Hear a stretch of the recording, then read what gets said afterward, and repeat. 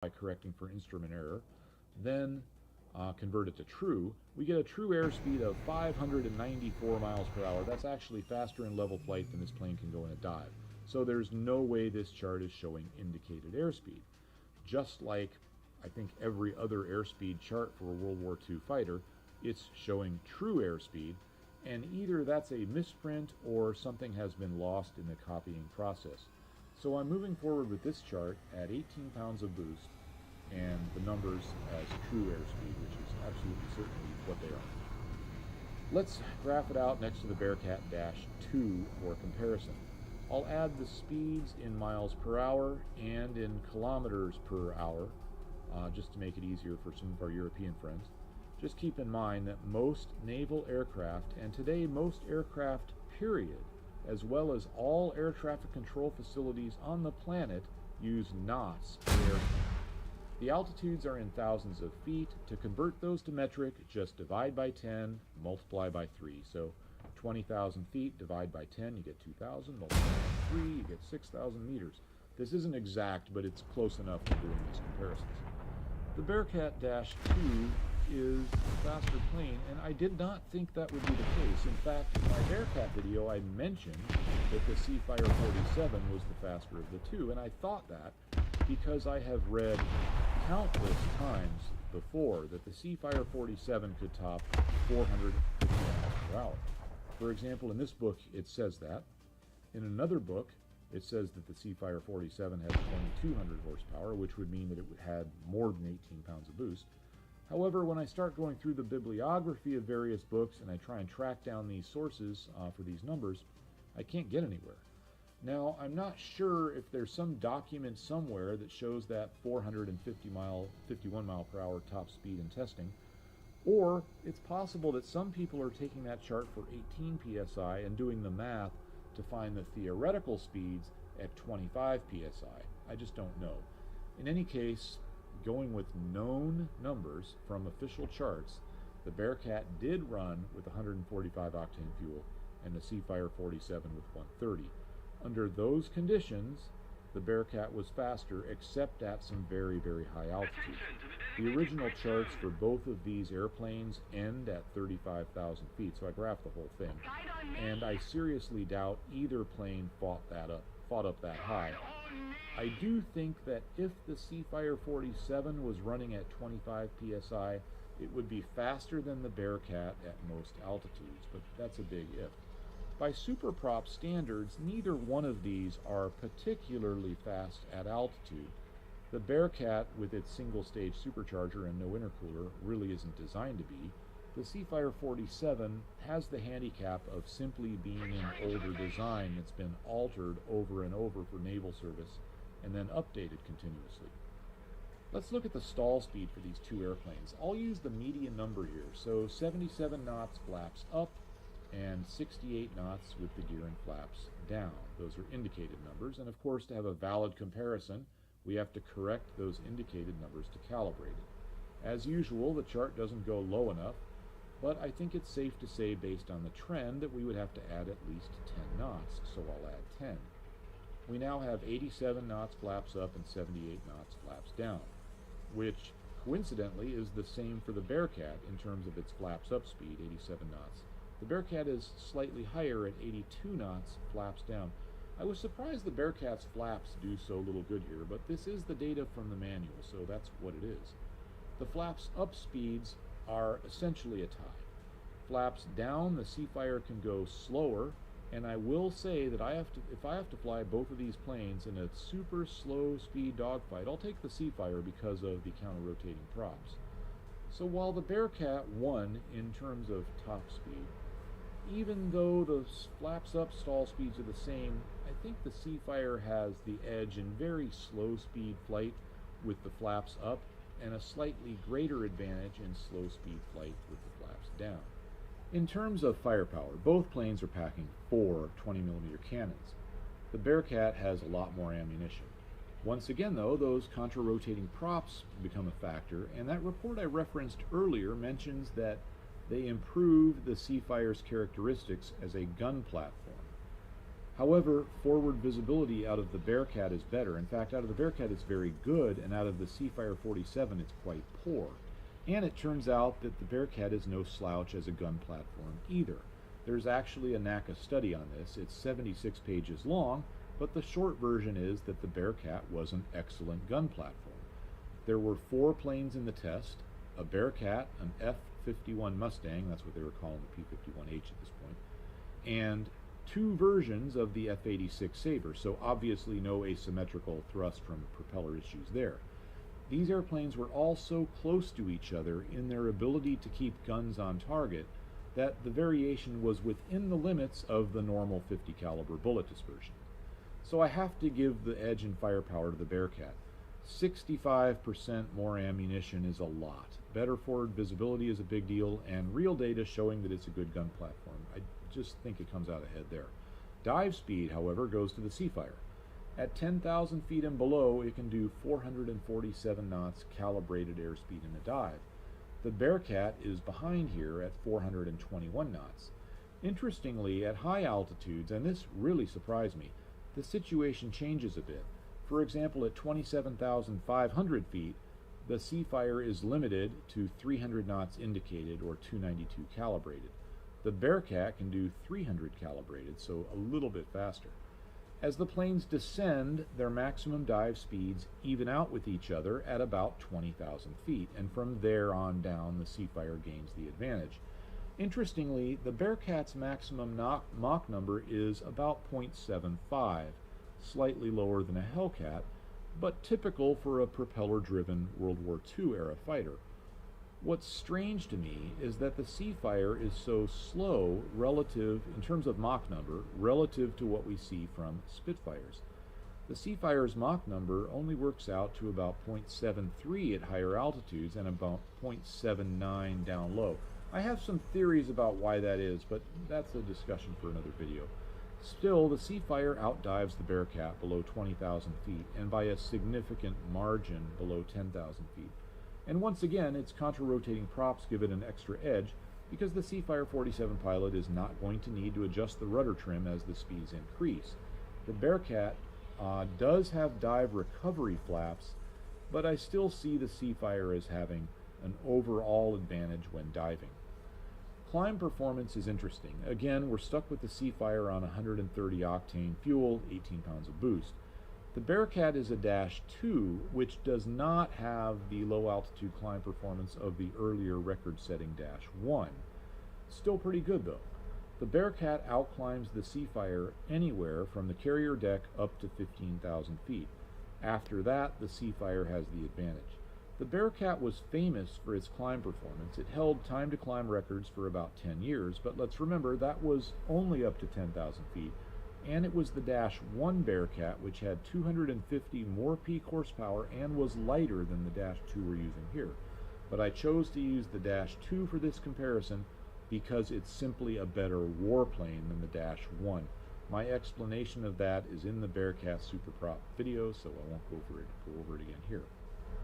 Maneuverability is pretty close. The maximum turn performance for these two planes is functionally identical. The variations are kind of in the margins and the things that are tough to quantify. The Bearcat Dash 2 had a 7.5 G limit. The G limit is unpublished for the Seafire, but probably higher than the Bearcat's limit. However, that's about all the pilots could take anyway before blacking out. Now, using that 7.5 G number, both planes have identical maximum turn performance. That will occur at the lowest speed at which the plane can pull its maximum G load. Now that's easy enough to figure out. We take the square root of the max G load of 7.5, multiply it by the stall speed. That number was 87 knots with both planes set up with full internal fuel and full 20mm ammunition, no external stores. So we do the math, multiplying the square root of 7.5 by 87, and we find that both planes get their maximum turn performance at 238 knots. Now at speeds above that, the Seafire pilot can pull more Gs, and if he does so, will have a very small and short duration advantage in instantaneous turn rate and radius. But at any speed below 238 knots, well, both planes have the same power off flaps up stall speed, thus about the same G limitations and turn performance. So at, for example, 151 knots, both planes will be limited to a 3G turn and will have about the same turn rate and radius. However, again, in these less quantifiable things, the Bearcat may have a small advantage here because its stall speed drops rather, with power on due to the propeller slipstream over the wings.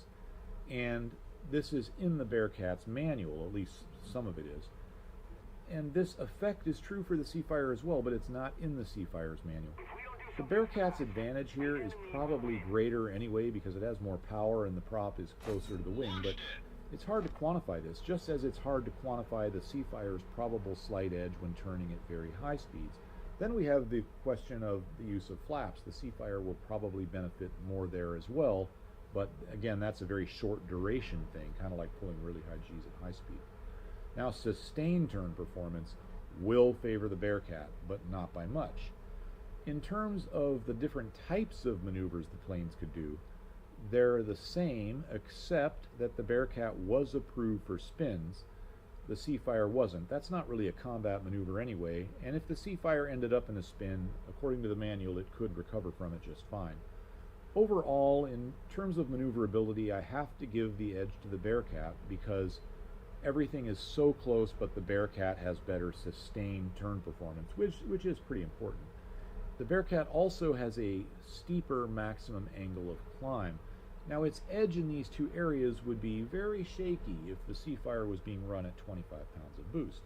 Of course, with regards to all sorts of performance factors, speed, climb rate, sustained turn performance, the picture would change a bit if the Seafire was running at 25 pounds of boost. That bump up to 2,350 horsepower, about 400 horsepower more, would really help it. That would give it the edge in speed at high altitudes for sure, and climb rate throughout much of the altitude range, and sustained turn performance would really even up. However, again, I can't find any data showing the planes were operated this way. Then we have to ask if the British even had 145 octane in decent amounts where the plane was operating in combat. Now, range and endurance go to the Seafire. It has slightly more fuel and a slightly less thirsty engine, although neither one of these planes have much range. The Seafire 47s saw some action in the Korean War. They flew patrols and some ground attack missions. There really wasn't enough of it to form any opinion on how the plane would have fared against serious large-scale air opposition. However, we do know that at the end of hostilities, out of about 26 Seafire 47s used in the conflict, all but 3 had been declared unserviceable due to wrinkling from carrier landings. They were not crashed, they just couldn't stand up to carrier duty. So it seems that even with all the extra work, Supermarine was never able to strengthen the airframes enough for naval duty. And shortly after that, the Royal Navy replaced the Seafires with Hellcats. And I think that says a lot. They took a big step back in performance just to get a plane that would definitely hold up. Now, based on the fact that the Seafire 47 didn't hold up to carrier duty, I think I would have to say the Bearcat was the better naval fighter. However, in terms of performance, it's darn close. And with 145 octane fuel, I think the Seafire would have the overall advantage, and I think that's really impressive considering the Seafire 47's origins. It was an older airplane flying at about twice the design's original weight with twice the power and far more complexity. Furthermore, it was a land-based design which was then modified for carrier duty, and while that resulted in a plane that just didn't hold up to deck landings, I tend to think that had, for example, had the U.S. modified P-51s for carrier duty, and that was considered, I think that the P-51s would have had the same problems. Supermarine needed to design an entirely new fighter, which they did, and that one will be the subject of a future episode. That's all for now, and have a great day.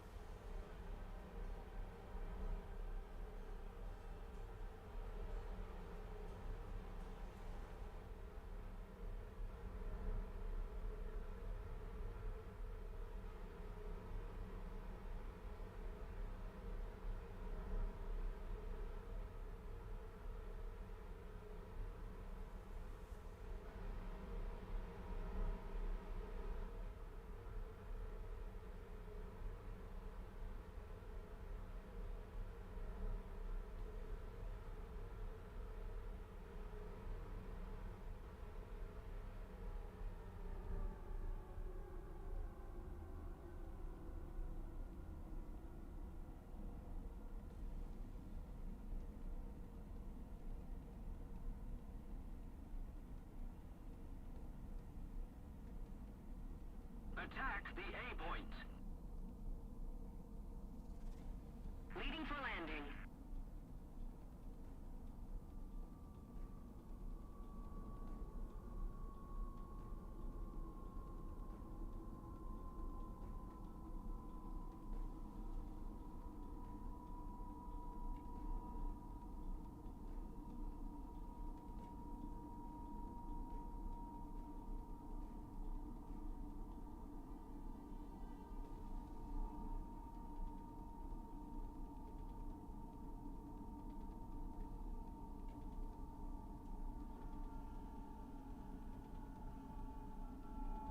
We need to put more pressure on the enemy. They're winning.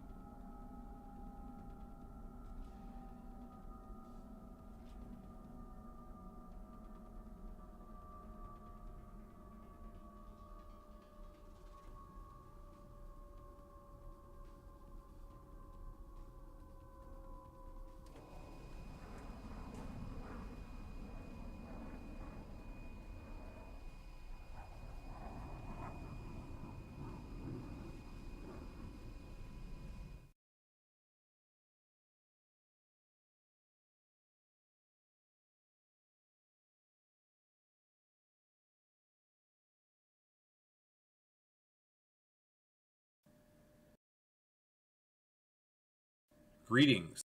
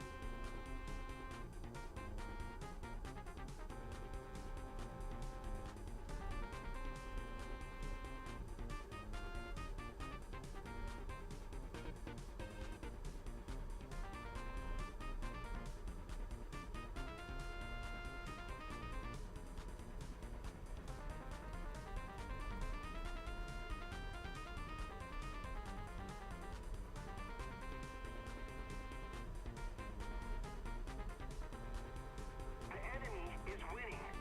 We've got to counterattack.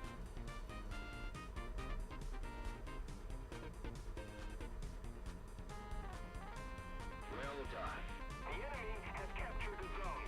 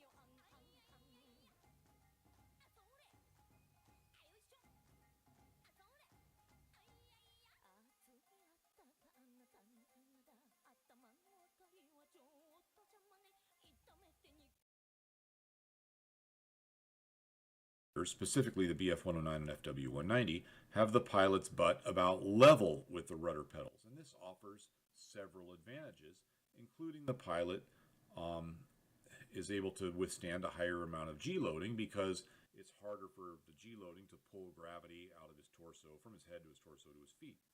Now the Sea Fury's seat, just like an F in this regard, and in an article from Flight Magazine, they specifically say it was to give the pilot a higher G tolerance.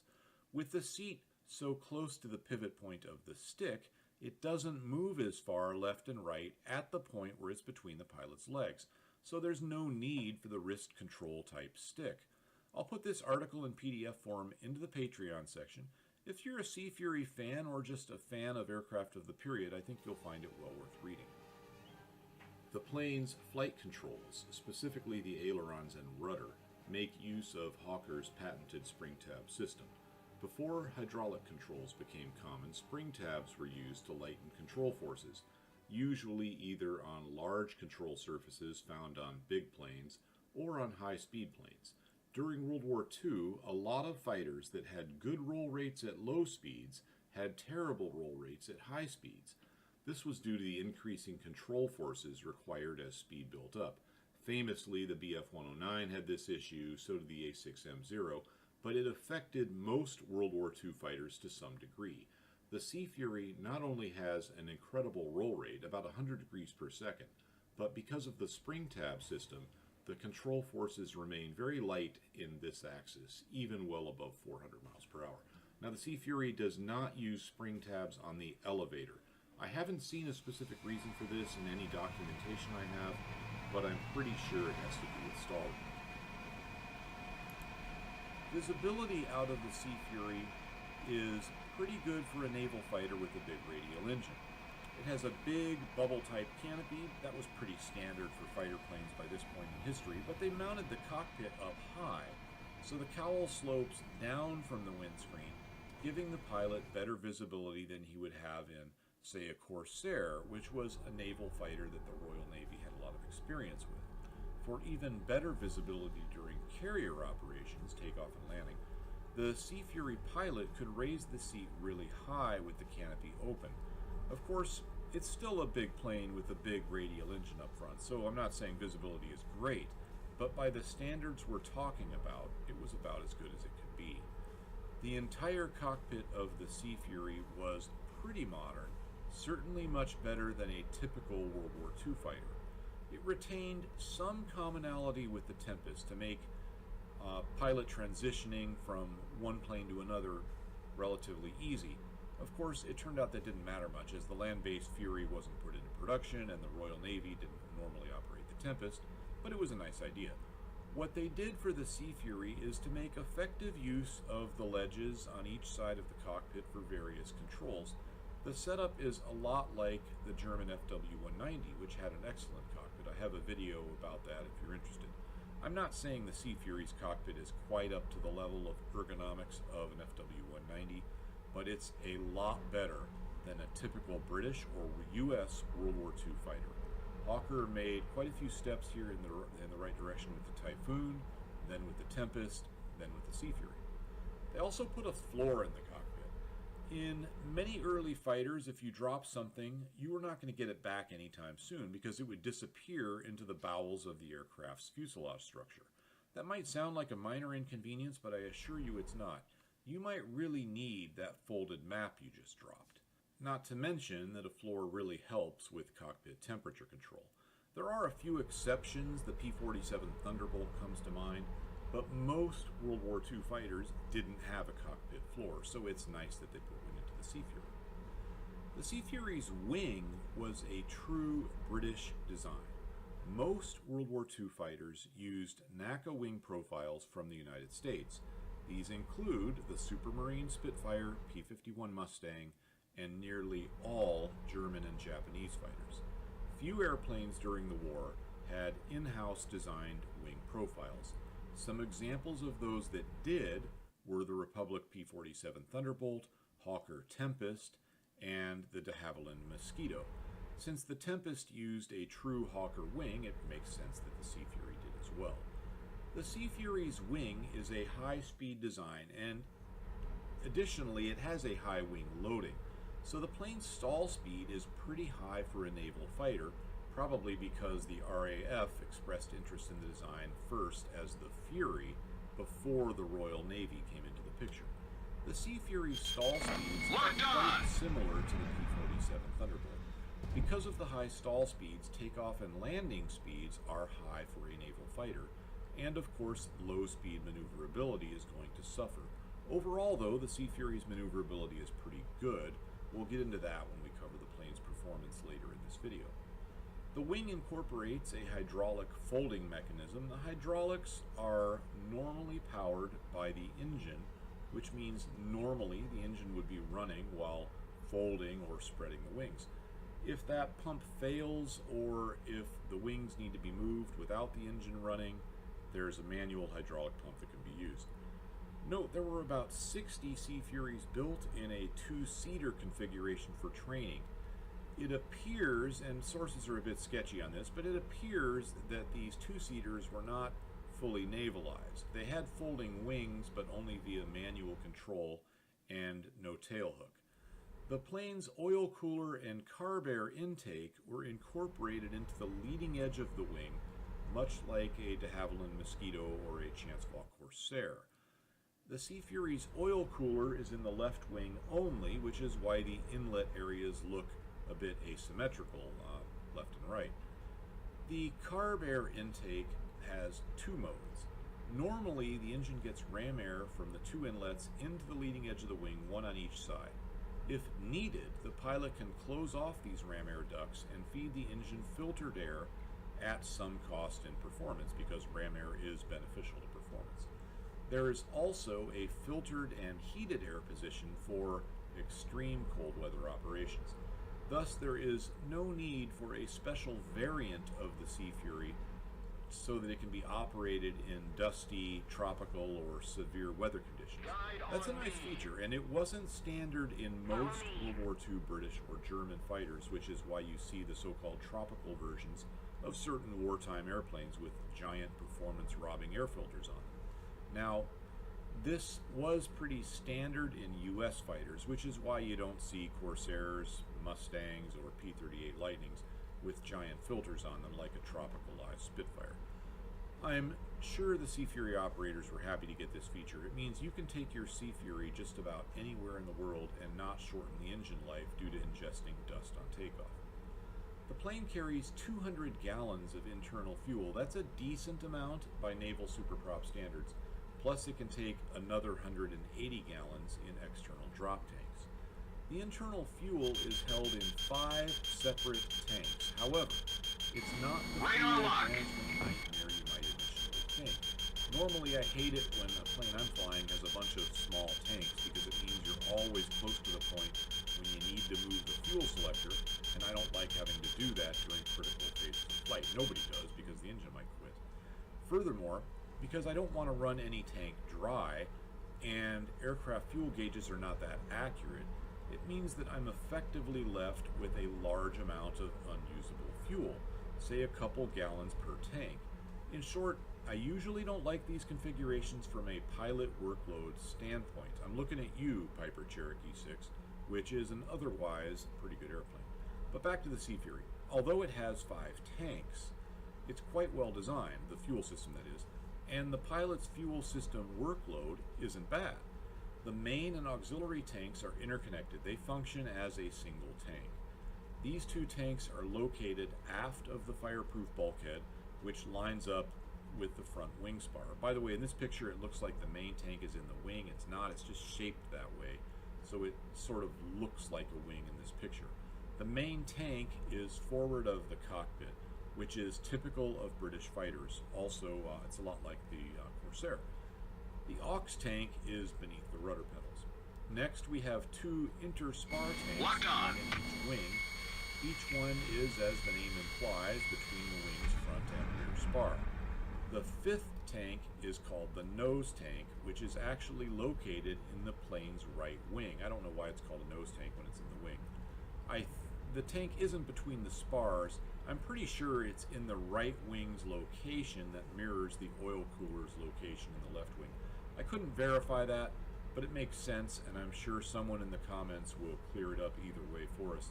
If you're new to this channel, be sure to browse the comments. There are some very knowledgeable viewers on this channel that comment, so it's very rare to see a question there go unanswered.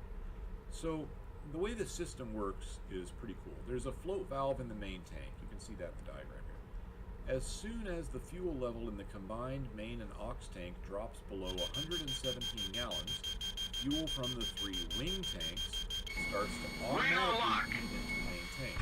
When on internal fuel, No manipulation of a fuel selector valve is required. That makes me happy.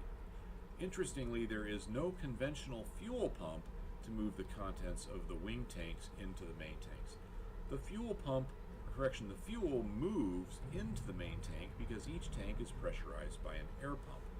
That air pump is called a vacuum pump because they use the exhaust side of the pump to force air into the tanks.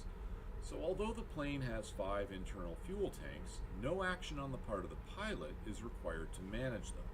In terms of normal fuel system management, the pilot can think of all these internal tanks as just one big tank, yet in the event of battle damage to a single tank, the plane won't leak all of its fuel out. I think this is a good setup, and from a combat standpoint, generally superior to the fuel systems in typical World War II British or US fighters. Fuel from the drop tanks is also moved to the main tank via air pressure. The pilot has a selector valve which is used to burn fuel from the drop tanks. The drop tanks feed the main tank in exactly the same way as the internal wing tanks feed it. It's all controlled by that selector valve. The British loved running aircraft systems off of air pressure. It saves weight and it minimizes Radar lock. However, in my view, in some cases they went way overboard with these pneumatic systems. That's the case with the Supermarine Spitfire. If that plane gets hit in its pneumatic system, it is essentially knocked out of the fight.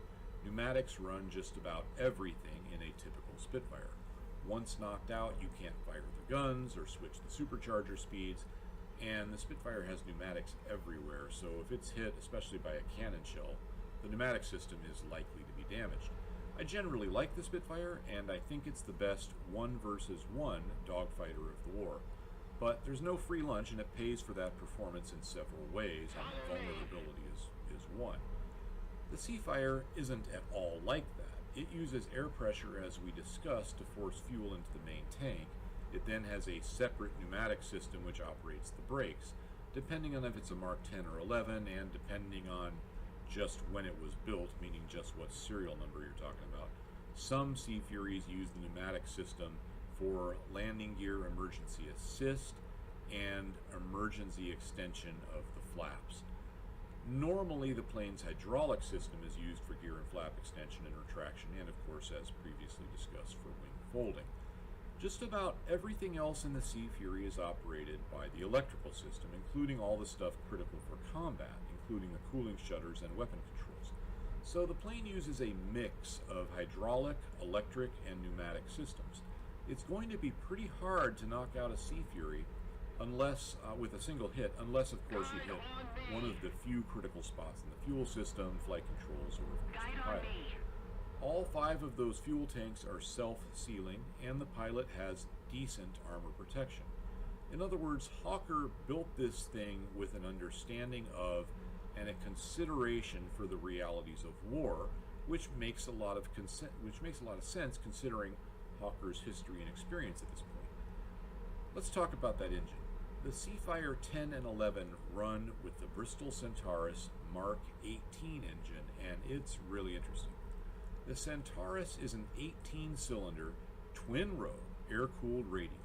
In those respects, it's much like the Pratt & Whitney R2800 used in Thunderbolts and Corsairs.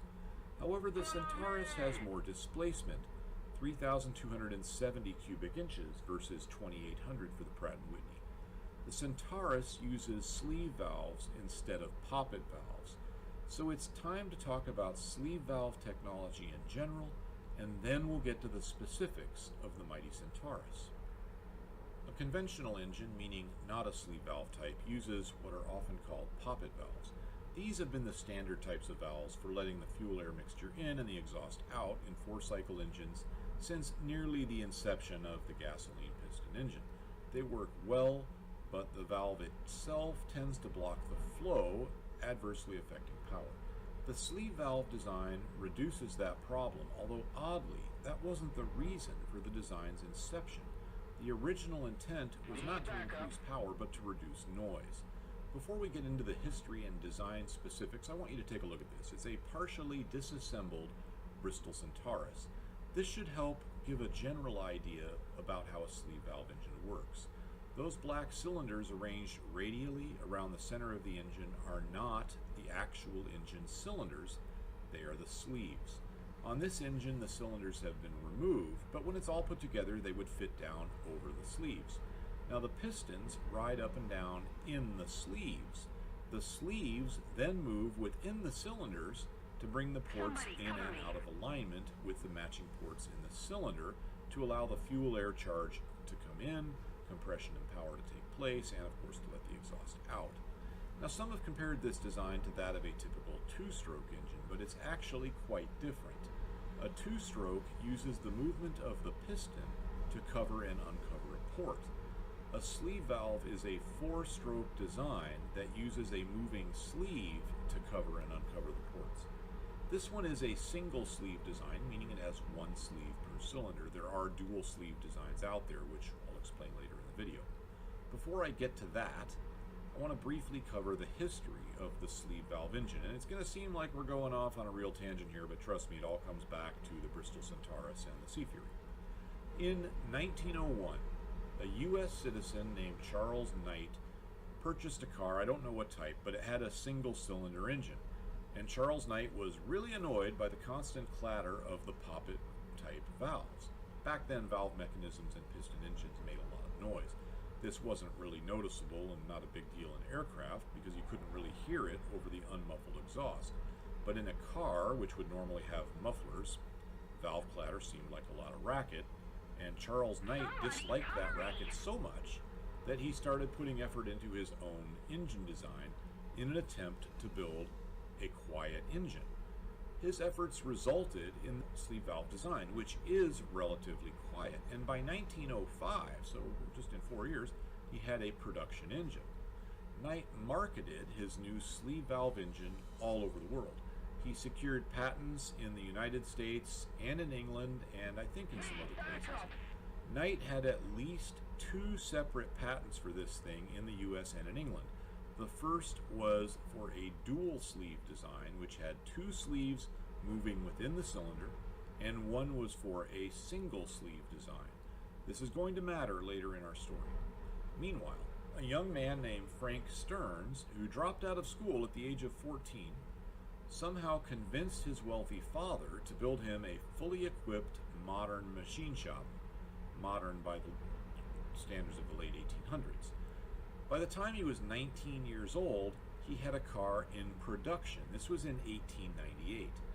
The early Stearns cars from about 1905 until about 1910 had quite a bit of performance and were some of the fastest cars you could buy, at least in that price range.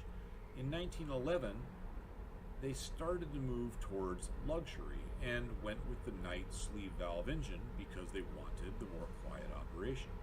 Now, Frank Stearns retired at the age of 40 in 1919, and eventually the company was sold to Willis Overland in 1929, and the Stearns Automobile Company was liquidated. Willis used the Knight engine in various cars until 1933. So the Knight engine did okay in the US, but over in Europe it had quite a bit more success. Charles Knight went to England in 1907 to market his engine, and this went pretty well for him. Mercedes, Peugeot, and others used his designs. However, the biggest user was Daimler, which was an English company. Don't confuse them with Daimler-Benz. The British engineers at Daimler made big improvements to the sleeve valve setup. The Royal Automobile Club did a lot of hardcore testing of the engine, and it went so well for the sleeve valve type that when the results went public, they caused Daimler's stock price to increase about 1,000%, and Daimler's competitors felt that the days of the poppet valve engine were seriously numbered. Thus, Daimler's competitors were very worried. The British automakers were just seriously concerned about this new threat to their livelihood, as Knight held the patents, and Daimler wasn't likely to share their windfall. Most of these companies focused on upping their game with poppet valves to make them more competitive, but one company went another direction. That was the Scottish car company Argyll. This company started building cars in 1899. Now, during their early years, they were mostly known for building this car, which was a copy of a French Renault. They also built variations of it under license from around 2.5 to about 8 horsepower.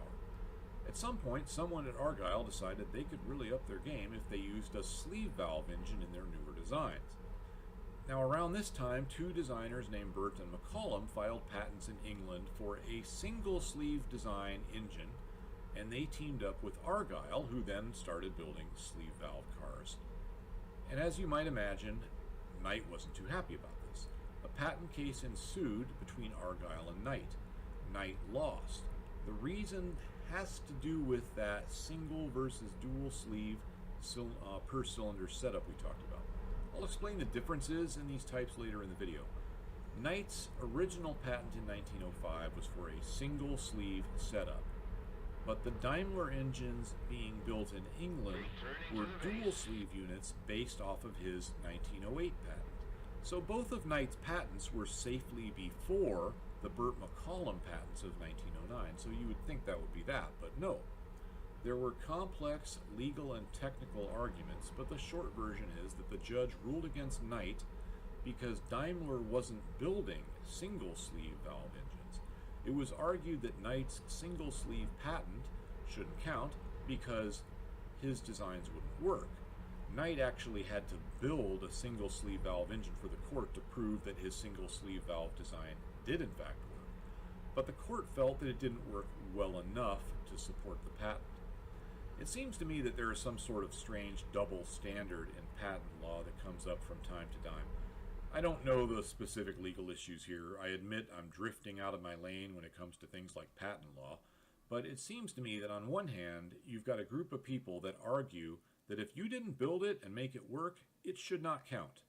On the other hand, there are people that argue that if you just thought of something, or if you just have a drawing of something, then that should be enough, even if you never built it or proved it could actually work.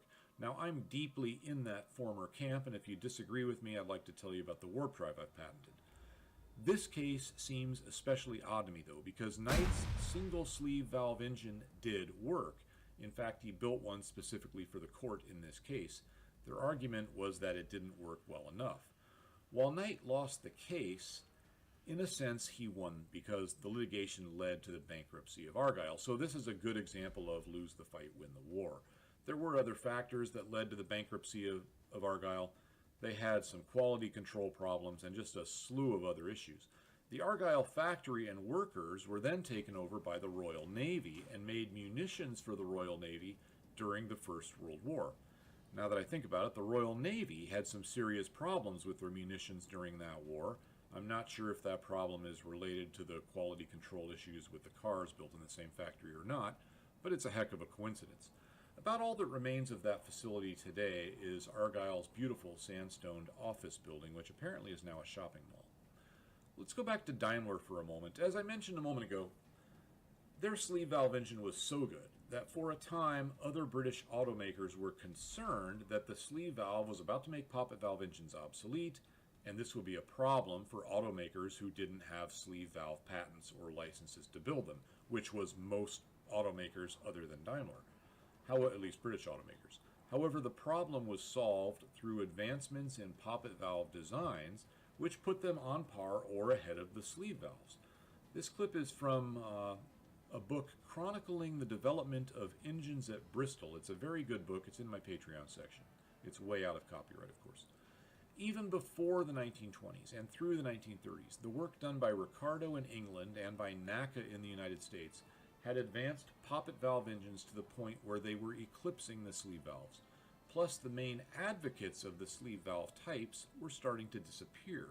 Daimler went away from sleeve valves in the early 1930s, Stearns was retired, and Knight himself was in his 60s and at this point winding down. However, while Ricardo was for a time mainly focused on poppet valves, he wasn't only focused on poppet valves. Around 1925, 1926, Ricardo started seriously working with sleeve valves, and as his work progressed, it seemed to show that the sleeve valve may be the best way forward for developing high-powered piston engines. It's somewhat ironic that Ricardo was largely responsible for the huge advances in poppet valve engines, which prevented them from being eclipsed by the sleeve valves in automobiles, but then ended up showing that the sleeve valves may have been the best way forward for high-powered applications. Ricardo demonstrated in testing many of the sleeve valves' advantages over poppet valves. For example, combustion chamber design, spark plug locations could be optimal in a sleeve valve because there were no poppet valves to get in the way. The sleeve valves had high volumetric efficiency, higher than a typical poppet valve engine, and could run higher compression ratios or more boost, a higher effective compression ratio, let's say, with a given fuel octane level before knock became a problem. It's sort of ironic that the auto manufacturers were using the Knight engine because it was quiet. They never really took full advantage of the power production capability of the basic design.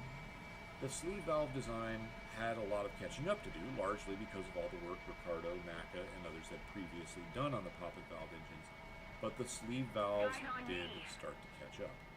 Now, I want to talk about the technical aspect of the engine so you can get a good understanding of how it works. As we mentioned, there are effectively two main types of sleeve valve engines, dual sleeve and single sleeve.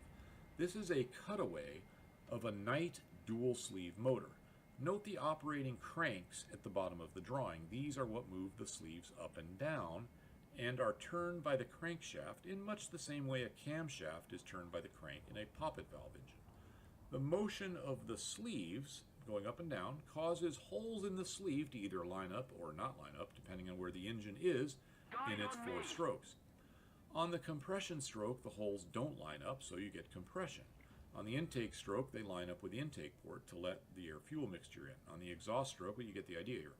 It's simple in design, but not so simple in execution because those sleeves have to be machined really well, and they have to stay in close tolerance with each other, but not bind as they expand and contract with temperature changes.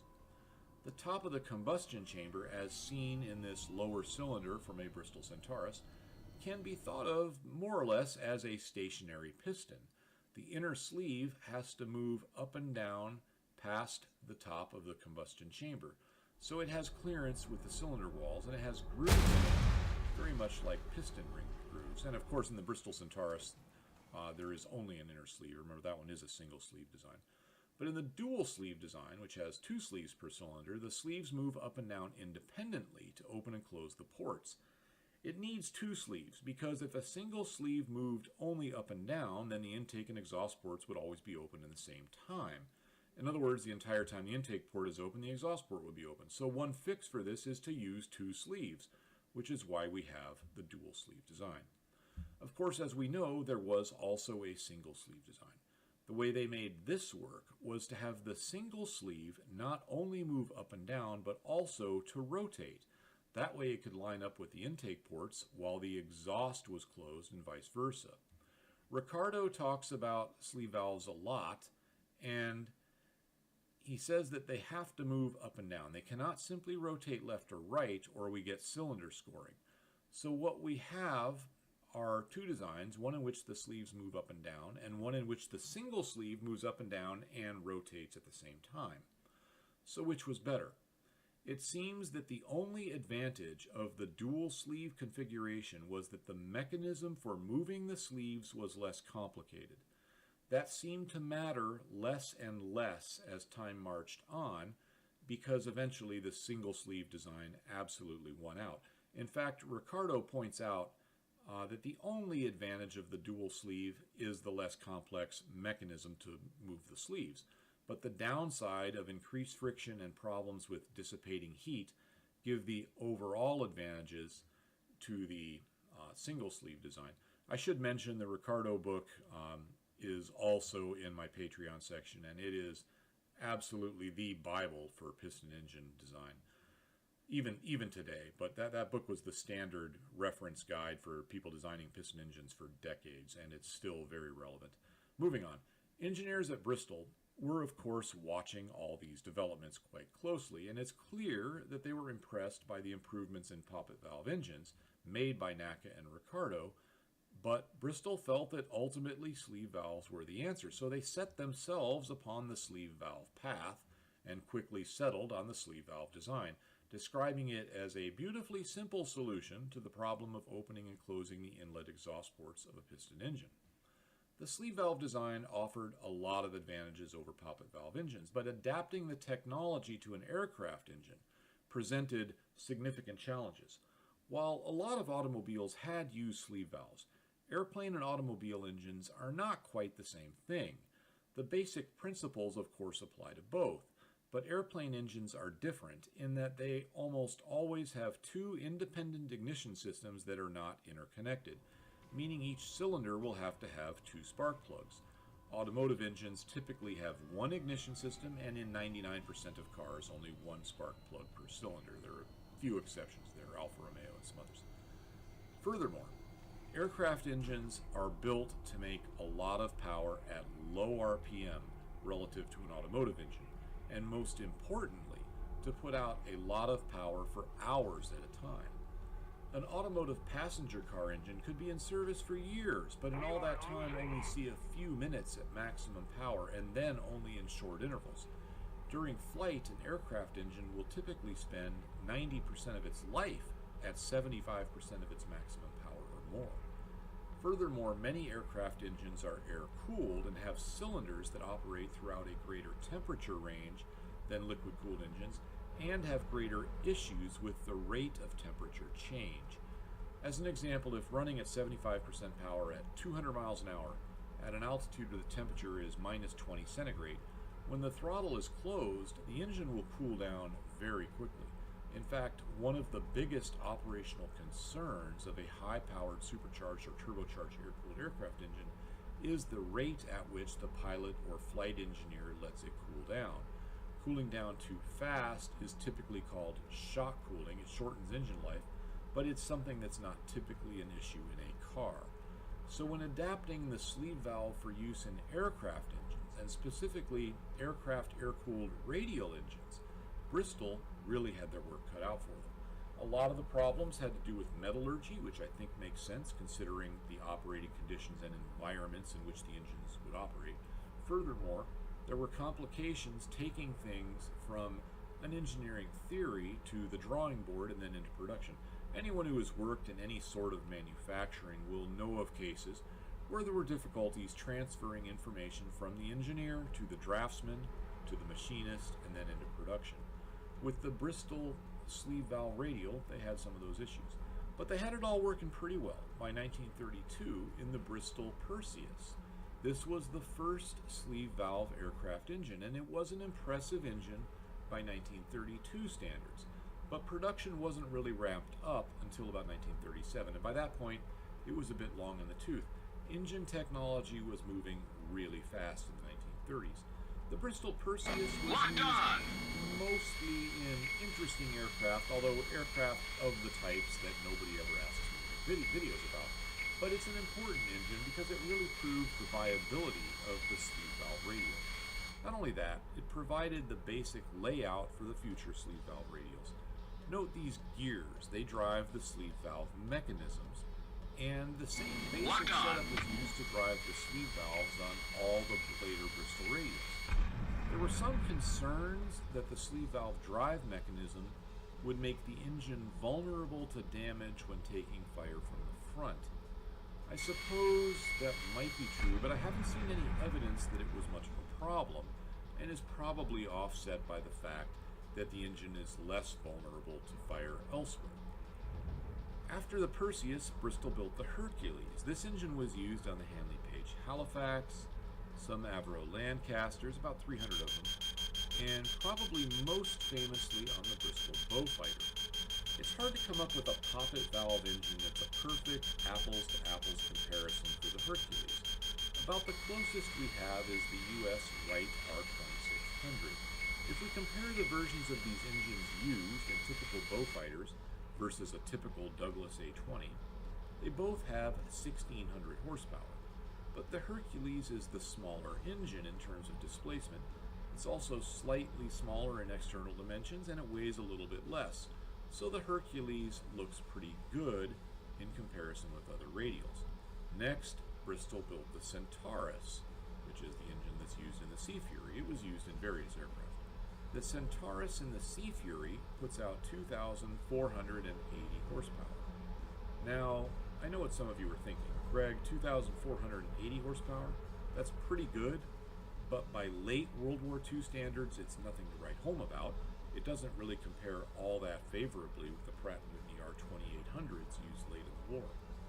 Well, it's true that late war Corsairs, specifically the Dash 4 variant, had 2,450 horsepower, only 30 less than the Sea Fury.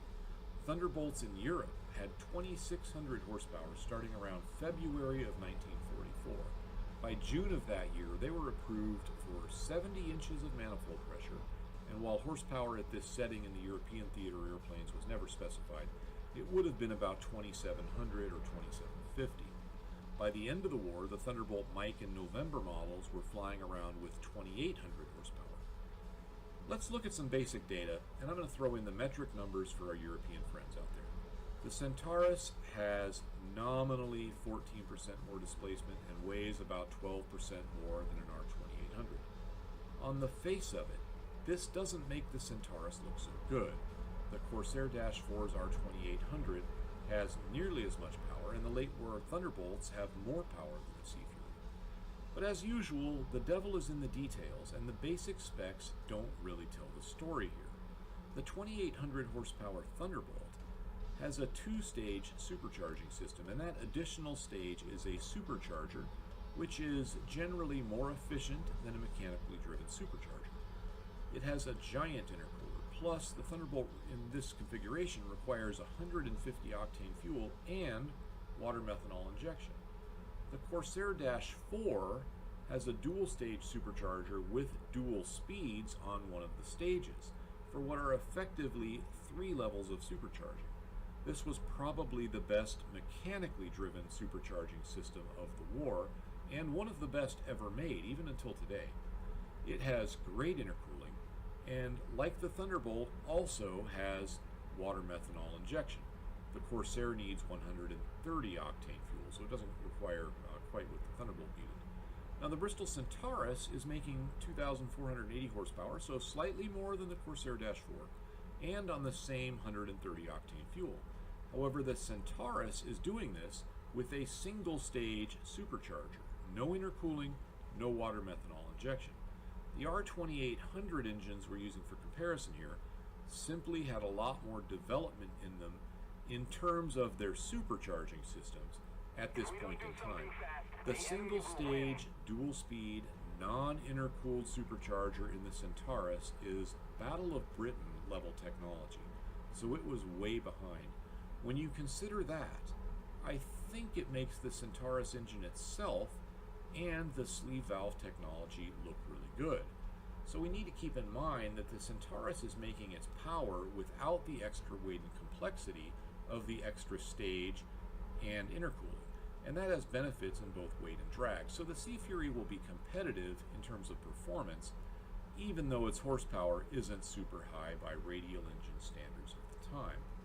I should probably mention manifold pressure here, as it shows that the Centaurus is really loafing to make that 2,480 horsepower. The British, as many of you know, referenced manifold pressure in pounds of boost above 14 psi. In other words, they might say an engine has 5 pounds of boost, and what they mean by that is that it has 19.7 psi of air pressure in the intake manifold, aka manifold pressure. In other words, sea level pressure is 14.7 psi, and they call 5 pounds of boost 5 pounds above that. This is a common way to express manifold pressure in automobiles, but it's kind of weird in an airplane. For example, at 20,000 feet, the ambient air will only be 6.8 psi. So to get manifold pressure up to 19.7, you need to add in 12.9 pounds of boost. But in British terms, it's still referred to as 5 pounds of boost because they're referencing everything to sea level, whether the plane's there or not. It's not the actual amount of boost above ambient. Expressing manifold pressure in inches of mercury makes more sense to me. The German method of expressing it in units of atmosphere makes even more sense. Meanwhile, over in Japan, well, let's just never mind that. Let's just stay on track. So here are the manifold pressure values for these power levels using both the British and the US systems. As you can see, the US planes are running a lot more manifold pressure to get their power. The Corsair's engine is the more comparable of the two to the Centaurus because the Thunderbolt has a turbo and is on 150 octane, so it's a bit of a different breed of cat. With all other factors fixed, power is proportional to manifold pressure in any engine. So if we increase the Centaurus to the Corsair's 60 inches, what would we get? Well, power would jump to about 3,036. That's not a perfect estimation, but it's ballpark. Now that would put the Centaurus way ahead in terms of power, or in terms of power per unit of displacement, or in power per unit of manifold pressure. This shows that the Centaurus had some real potential. I think the British were onto something with the sleeve valve idea, but it was never developed to the extent of conventional poppet valve aircraft engines like the Pratt & Whitney R2800 or the Rolls-Royce Merlin. Now, we need to look at Sea Fury performance data to see how all this engine airframe talk we've done translates into the real world. As this video is part of a series, it makes sense to compare it to the Sea Fury, to compare the Sea Fury to the other naval superprops I've covered so far. Those are, of course, the Grumman F-8F Bearcat and the Supermarine Seafire 47. I'm going to leave the land-based superprops out of this for now. Let's start with speed. A fighter can't shoot down what it can't catch, at least not with guns, so this is an important statistic. I'm going to put up the best numbers I could find for the Sea Fury, which are for the Sea Fury 10 and are from a 1946 article in Flight magazine. As you can see, it's not really close. The Sea Fury has a meaningful advantage in speed over the other superprops on this graph. The Bearcat-2 and Seafire 47 are both fast airplanes, especially by naval fighter standards, but the Sea Fury is just too much for them here. However, as I said, these are the best Sea Fury numbers I could find. Sadly, there isn't a lot of Sea Fury test data out there. Everyone was focused on jets at this point. However, we do have one Hawker document with speeds for the Sea Fury 11. They're much slower. I'm going to put those up. Now, there's a lot to unpack here. First of all, Hawker provided this data by giving speeds at various altitudes, not with a line chart. So while those speeds are graphed correctly here, I just drew straight lines between the points Hawker gave us. In other words, the speeds at these points are accurate, but the areas between the points are probably off a little bit. So what's going on here? Why are the Sea Fury's 11's numbers so much lower than those that we show for the 10? I don't know, but I'll throw out some ideas. First of all, it can't be the differences between the Sea Fury's 10 and 11 because there isn't much difference between them. The 11 can carry bomb racks. Maybe the numbers for the 11 are with those installed. Part of the problem here is a lack of specifics about the test conditions. We know that the Sea Fury 10 didn't have bomb racks because that wasn't an option on the plane. However, we don't know if the 11 had them installed during the test or not. And keep in mind, it was very normal to publish numbers with racks installed. In fact, most speed data we have for the P-47 Thunderbolt is with racks on the wings, and the same is true for P-51 Mustangs. The problem with the wing rack theory is that those racks would probably only slow the plane down about 5 miles per hour, maybe 10 miles per hour at the outside. So at most, they're a part of the difference, but not all of it. Furthermore, the bomb racks would not explain the large, rather large disparity in climb performance, which we're going to be seeing later. So the difference here really has to be based on power. We know that the 11 was tested at 9.5 pounds of boost, which gives it 2,480 horsepower, the published number. We don't know the conditions for the Sea Fury 10s. In fact, we don't even know if those were observed or calculated numbers. We don't know what boost level it ran, what type of fuel it had, whether it was actually equipped as a wartime aircraft with armor and self-sealing tanks and everything. We just don't know. So I have to consider the possibility that the Sea Fury 10 data was generated at some higher level of boost, maybe 150 octane fuel, and maybe a plane that wasn't really representative of a production airplane. Now, of course, there were higher powered versions of the Centaurus engine. For example, in this plane it had 2,825 horsepower. Getting that much power out of the engine would have taken about 14 pounds of boost. There was even a 3,000 horsepower version of this engine, but I don't think it ever went into a production airplane. So comparative purposes, I have to go with the black line. It's from Hawker, which is the higher source. It very likely includes wing racks, but the numbers make more sense to me, especially when we factor in the climb data. I do think the gray line was obtainable.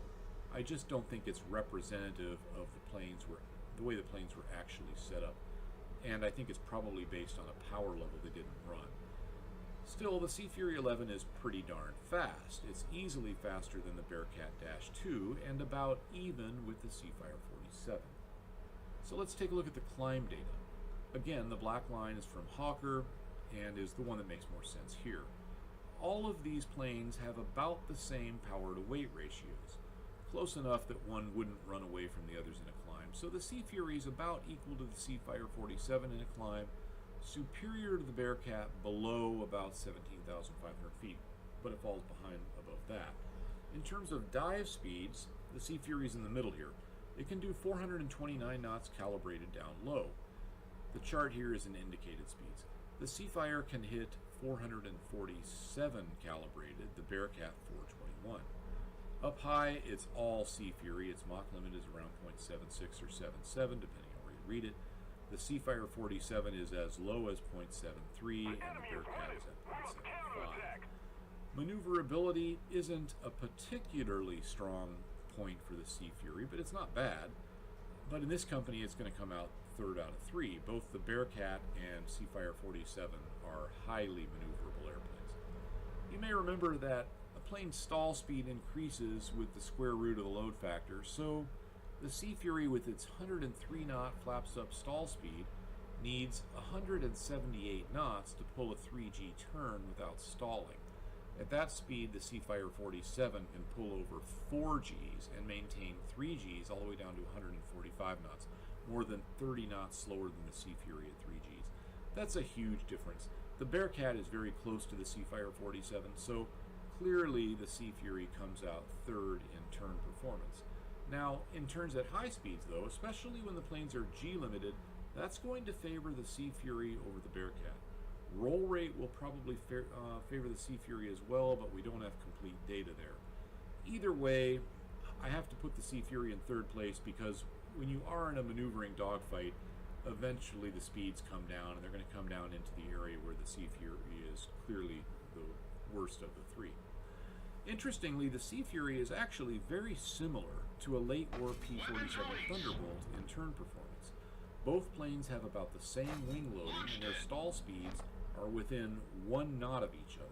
It would come down to the altitude at which the turn fight started. At high altitudes, the P-47 would gain the edge in a sustained turn, but down low it would be the Sea Fury. The reason I find that interesting is because these are two of the few fighters, as I mentioned earlier, that are not using a NACA wing design, but they ended up with remarkably similar numbers in terms of stall speeds. All three planes have 4 20mm cannons. Not a lot of difference there. The two British planes have Hispano Mark 5s, and the Bearcat has A&M 3s, which are a US-built version of the Hispano Mark 5. In other words, firepower of these airplanes nearly identical. In terms of ammunition, the Seafire has the least, 496 rounds, to the Sea Fury's 580. The Bearcat has the most ammo with a massive 826 rounds. That's a lot of 20mm. However, the Sea Fury comes out ahead in air-to-ground munitions with its 12 3-inch rockets, 2 1,000-pound bombs, and just a myriad of options. So I have to give the Sea Fury the edge in overall firepower. None of these planes have fantastic range. Naval fighters usually don't. The Sea Fury has the most internal fuel, although just barely, 200 gallons versus 197 for the Seafire 47, 185 for the Bearcat. When you factor in drop tanks, the Bearcat can carry the most, then the Sea Fury, then the Seafire 47. Now the Hawker manual gives a scenario in which the Sea Fury has an 1,800-mile range in still air while allowing for 15 minutes of combat. That 1,800 miles is really impressive, but let's remember that's a bit of wishful thinking. The air is not going to be still, not over that distance or for that amount of time. Then coming back to the carrier with only 7 gallons of reserve, no thanks. Its range compared to the other two planes depends a lot on the drop tank configuration and the conditions of the mission. Sometimes it comes out on top, sometimes it doesn't. The Bearcat wins the range contest if it's a one-way trip, meaning a ferry flight or a mission that involves not coming back to the point of origin, because it can carry quite a bit more fuel in its drop tanks than it can internally. Thus, if it flies to the extent of its range with all three drop tanks filled up, it won't have enough internal fuel for the return trip once it gets to the drop. The Seafire 47 wins if it's all on internal fuel. It only has 3 gallons less than the Sea Fury, and the least thirsty engine, although not by much. The Rolls-Royce Griffin drinks some fuel too. If we include the drop tanks, the Sea Fury beats the Seafire 47 in terms of range in any scenario we can come up with. I'm going to call the range issue a three-way tie because you can make an argument for any of it. Armor, that goes to the Sea Fury. It has protection for the pilot from 20mm fire from the rear. I don't know of any other prop-driven fighter that can say that. The U.S. Navy fighters from World War II and the Bearcat have protection from 50 caliber fire. Most others only have it for 30 caliber and below. All of the Sea Fury's internal tanks are self-sealing. That's true of the Bearcat as well, but not of the Seafire 47. So how did the Sea Fury do?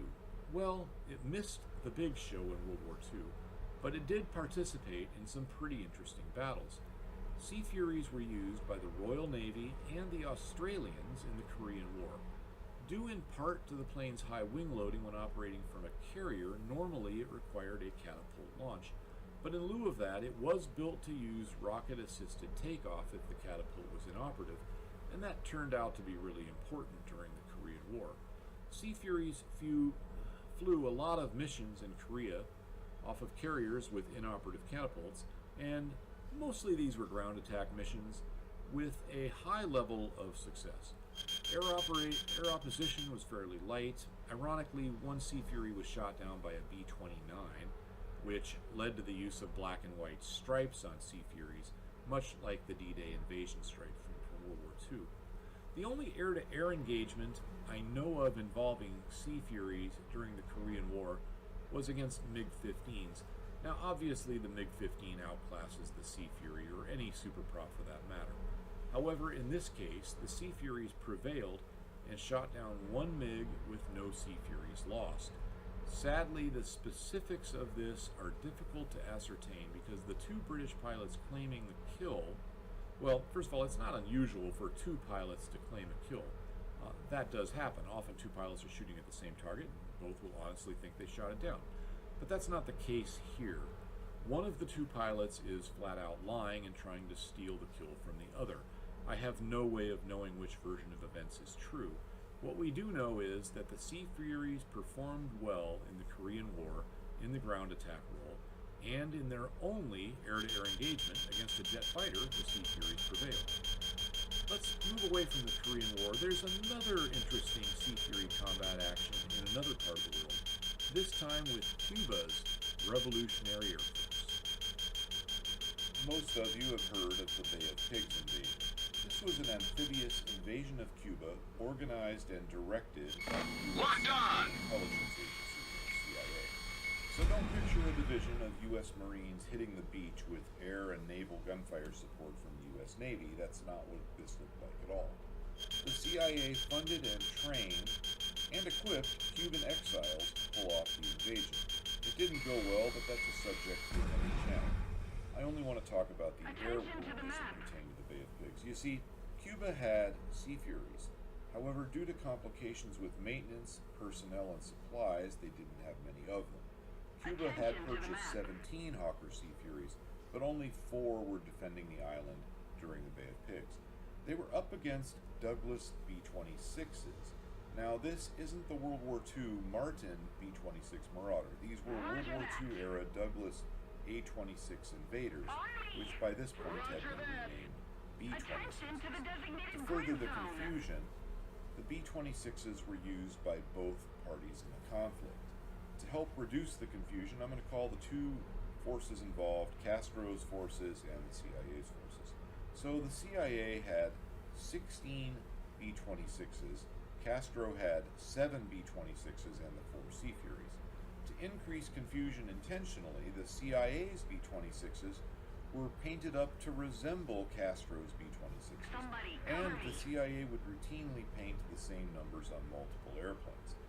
The CIA's B-26s had all of their defensive armament removed and were used as high-speed ground attack planes. Now, these planes were fast, especially for a bomber, but they certainly can't outrun a Sea Fury.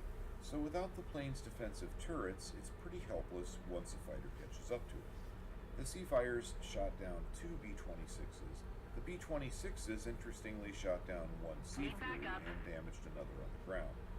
The Sea Furies also proved effective in ground attack and attacked 2 supply ships in combination with other planes from Castro's forces. Those supply ships did sink, so in this conflict, the Sea Fury saw action in air-to-air combat against ground targets and as an anti-shipping aircraft. Obviously, none of these conflicts saw piston-engine fighters in combat in anywhere near the magnitude seen in World War II, so it's hard to have a really comparative verdict on the plane's capability as a war winner, but it does seem that whenever the Sea Fury went to war, it did really well. So how does it stack up against the Seafire 47 and Bearcat-2? As I see it, the Sea Fury wins both of these comparisons.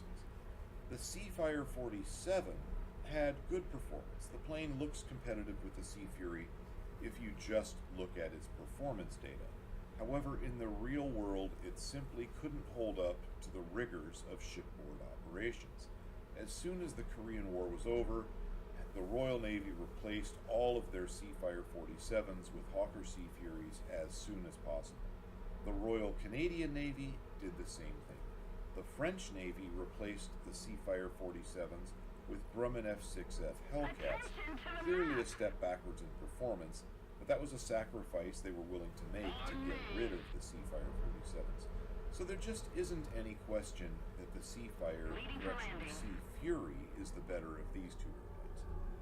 I think the Hawker Sea Fury is better than the Bearcat-2 as well.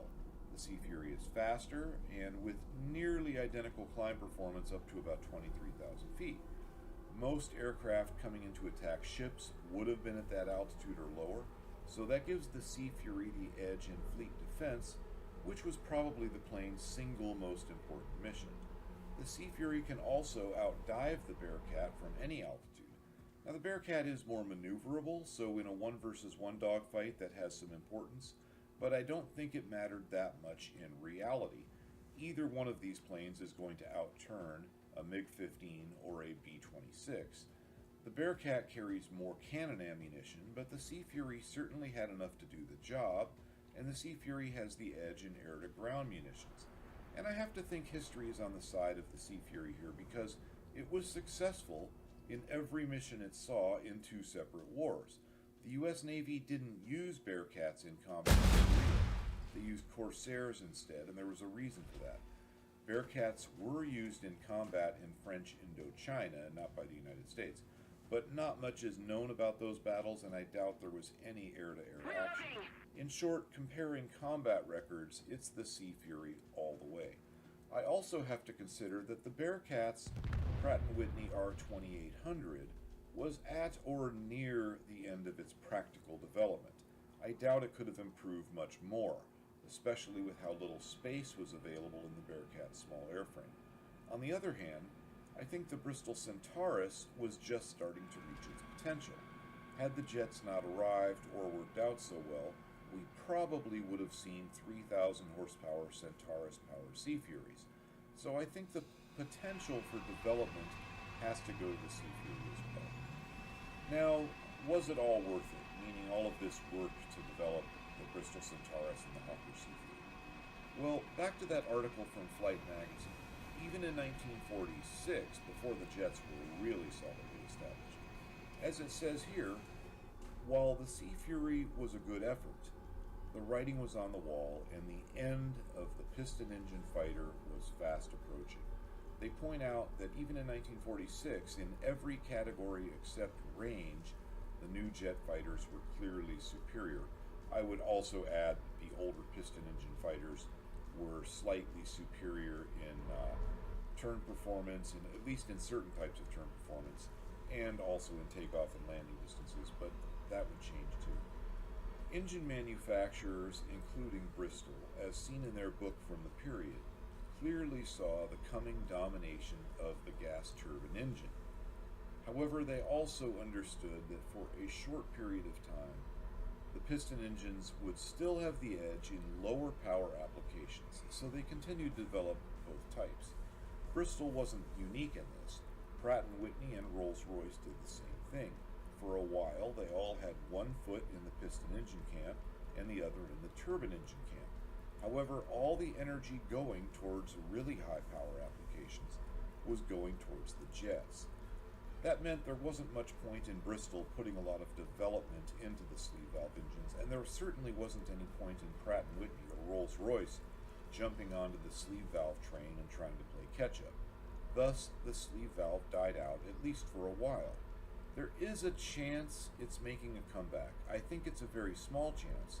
Sleeve valves do have some very solid advantages over poppet valves, and with modern precision CNC machining, modern materials, and modern lubrication, the drawbacks like the extra friction are reduced, so maybe it could happen. However, right now, at least in the United States, every example I have seen of a sleeve valve in development, and I keep an eye on this stuff, every example I've seen appears to be more of a scam than a reality. It's usually a scam to grab a government grant under the guise of environmentalism.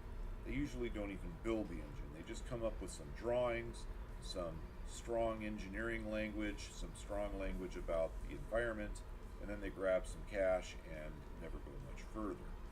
You and I pay for someone else's party we don't even get invited to. On a more cheerful note, the Hawker Sea Fury has done very well in post-World War II air racing, especially considering the relative rarity of the airplane. For those of you unfamiliar with air racing, the big race is held near Reno every year. It's been going on since 1964. World War II fighters race there in the unlimited category, which has only two limitations. The plane must be powered by a piston engine, and that piston engine must drive a propeller.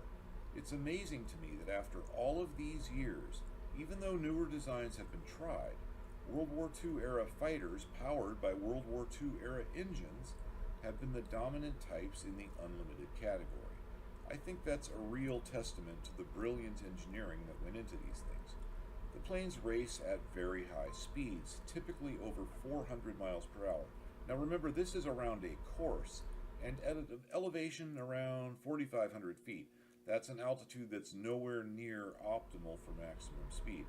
400 miles per hour down there is really fast, especially around a course where they have to maintain a high G turn for a large part of it, and thus deal with a lot of induced drag the plane would not have in a normal straight and level high-speed run. By the way, there are not a lot of public domain pictures of the Reno Air Race event, so bear with me here. Sea Furies have been successful at Reno. Sometimes you'll see them with the Bristol Centaurus, which you can recognize easily by the 5-bladed propeller. Other times you'll see one with an R2800 swapped in. While the Bristol Centaurus is pretty awesome, I'm sure the parts are hard to come by, so I can imagine why somebody would swap in the relatively more common R2800, roughly the same power and probably cheaper and less risky to run it. By far, the most successful Sea Fury race plane is Dreadnought, the modified Sea Fury. This plane is running, and this is pretty crazy, a Pratt & Whitney R4360 Wasp Major. This is the largest displacement piston engine to ever go into mass production in regards to aviation piston engines. It was used on the B-36, the Spruce Goose, and others. In standard form, it has about 3,500 horsepower. Some versions with power recovery turbines have as much as 4,300. Dreadnought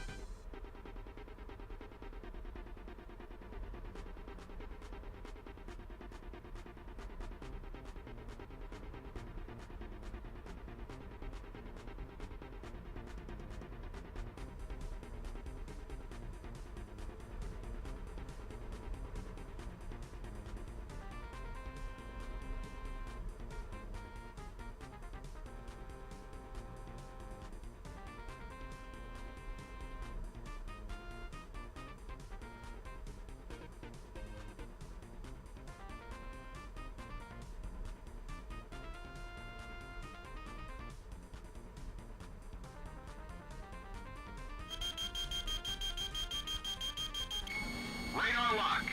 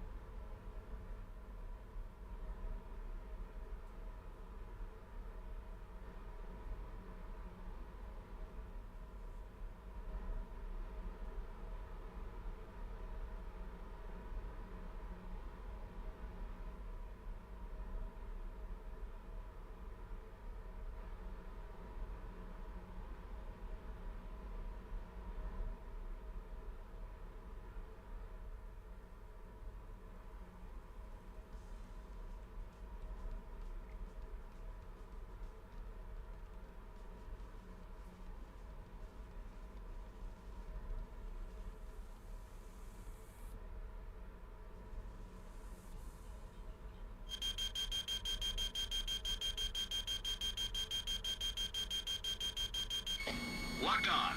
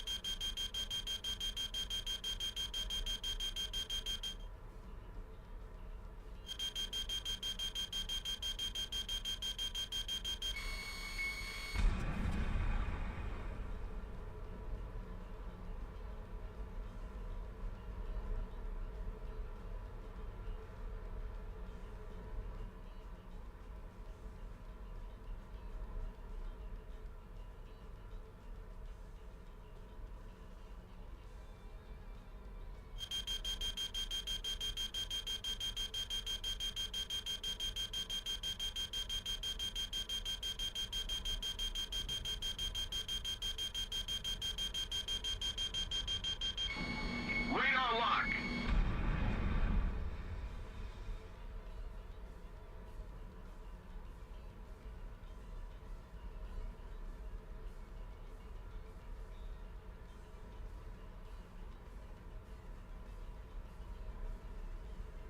We are losing.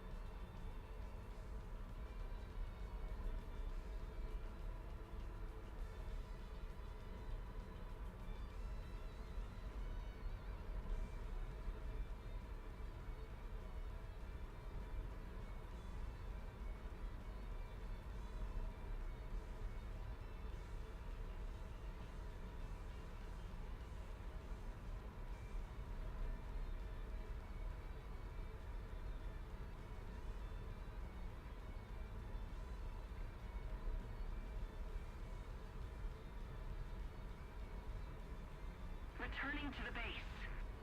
Getting down!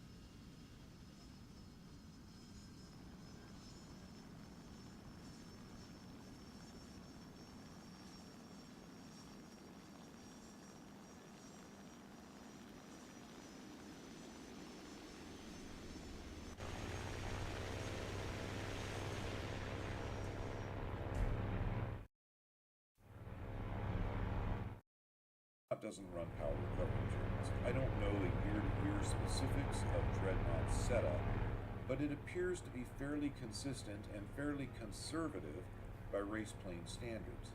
According to this article, which was written with assistance from one of Dreadnought's owners, Brian Sanders, the plane is running about 3,800 horsepower.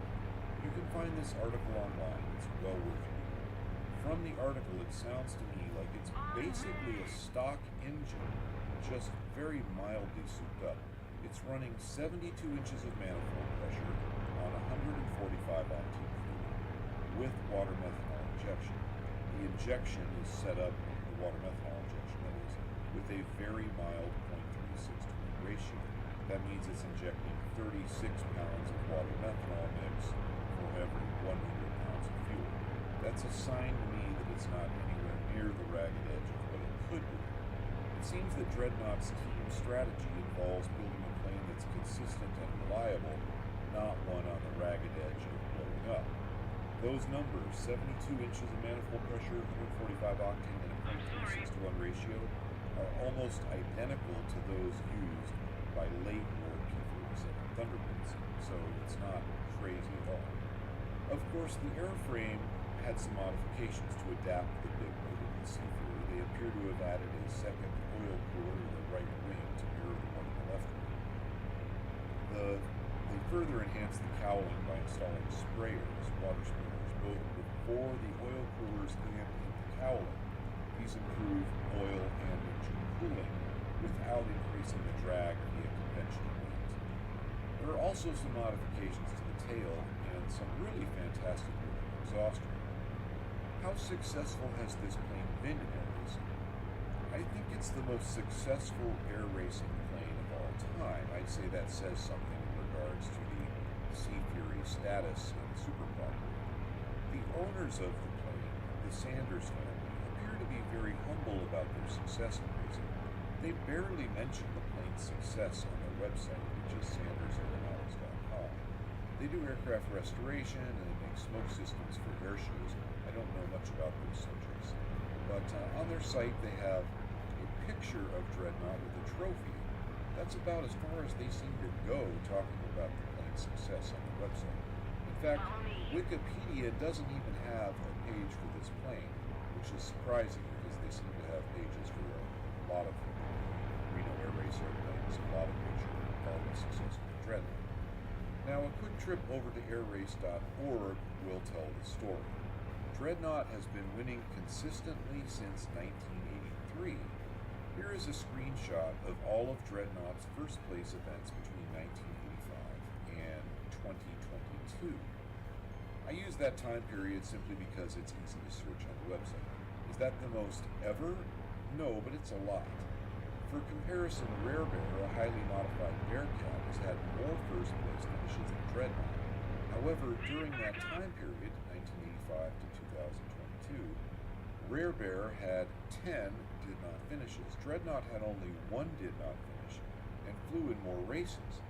Rare Bear hasn't been active since 2015. Dreadnought is still competing and, as I mentioned, won this race in 2022 this year. By the way, Sea Furies took first, second, and third this year. When Dreadnought doesn't win, and it's won the last 7 championships in a row ever since 2015, except 2020 when the races were canceled due to some virus. Anyway, when Dreadnought doesn't win outright, it very often finishes second or third. I think this consistency makes it the most successful race plane of all time. Not only that, it might be the most successful racing anything of all time. If you look at the top categories of motorsports, like Formula One, IndyCar, World Rally Champion, NASCAR, whatever, no single car is competitive for more than a year or two. Of course, a lot of this is due to rule changes, but it doesn't change the fact that a Formula One car from 1998 isn't going to run with one from 2022. Dreadnought has been winning in the top category of piston engine aircraft racing for 39 years. That's just incredible. When researching this video, I saw some comments that Dreadnought is only winning now because the faster planes are not showing up to the races. Well, I have some things to say about that. It's true that planes that went faster in the past are not showing up to races anymore. There are a lot of reasons for that, but a big part of it is that the cost of running in the race is so massive that it's just not economically viable for a lot of these teams.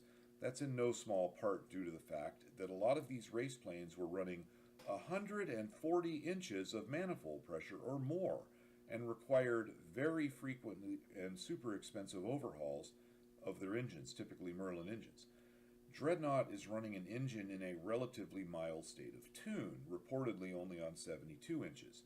It's relying on the excellent Sea Fury airframe and the already powerful in stock form 2800 horsepower, 28 cylinder Pratt & Whitney radial engine.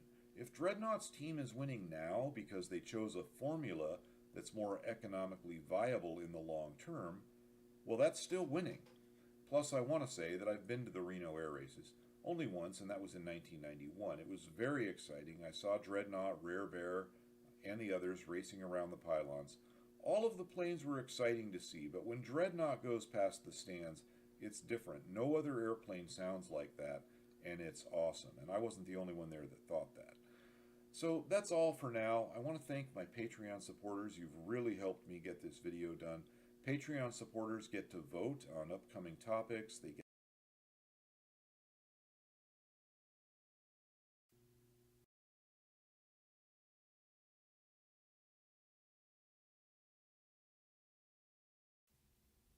Greetings, this is Greg.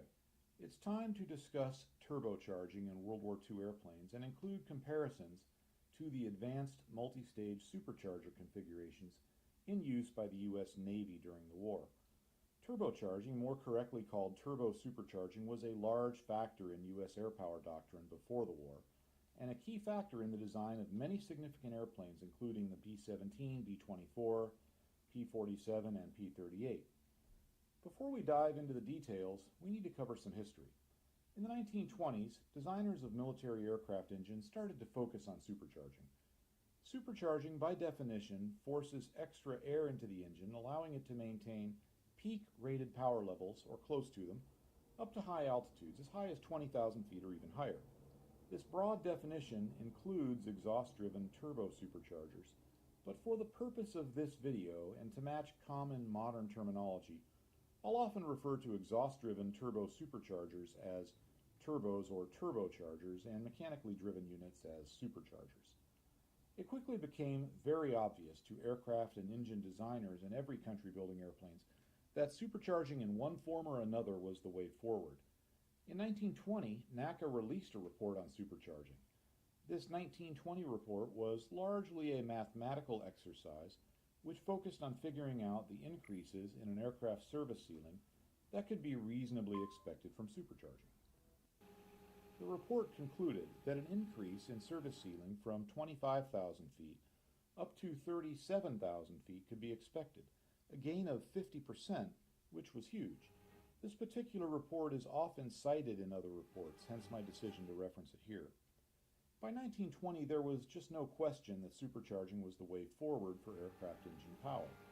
But there were many types of supercharger compressors and drive systems, and at first it wasn't clear which type would be the best. But early on, the centrifugal compressor won out in aircraft applications and in U.S.-built performance cars of the 1920s and 30s. The ideal drive system was still in question, with some favoring mechanical drive and some favoring an exhaust-driven compressor, aka a turbocharger.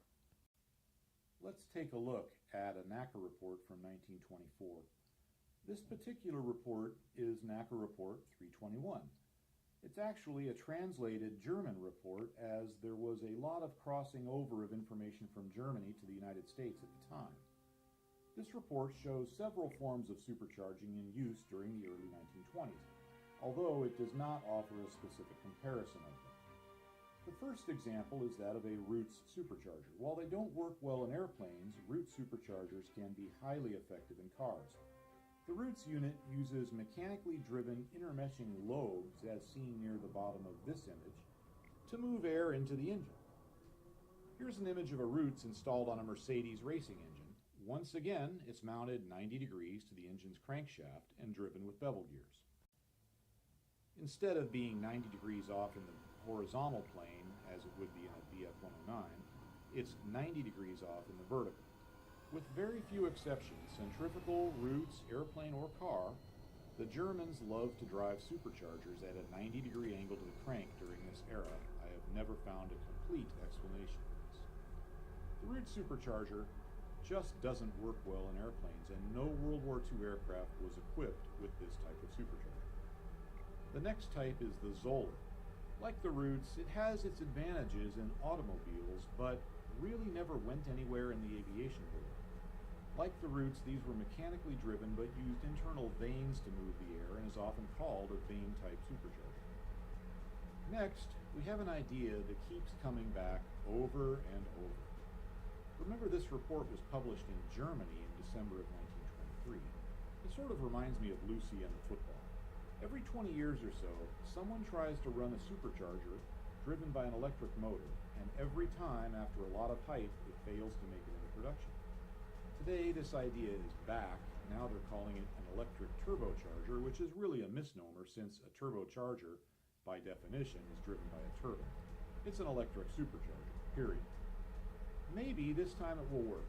Automotive electrical systems are getting better, and so are batteries. I'm keeping an eye on it, but I'm not holding my breath. In any case, it certainly never worked in an airplane, so let's move on. Next, we have a centrifugal compressor driven by an exhaust turbine. This is a turbocharger. A Frenchman named Auguste Rateau was the first to fit such a device into an airplane.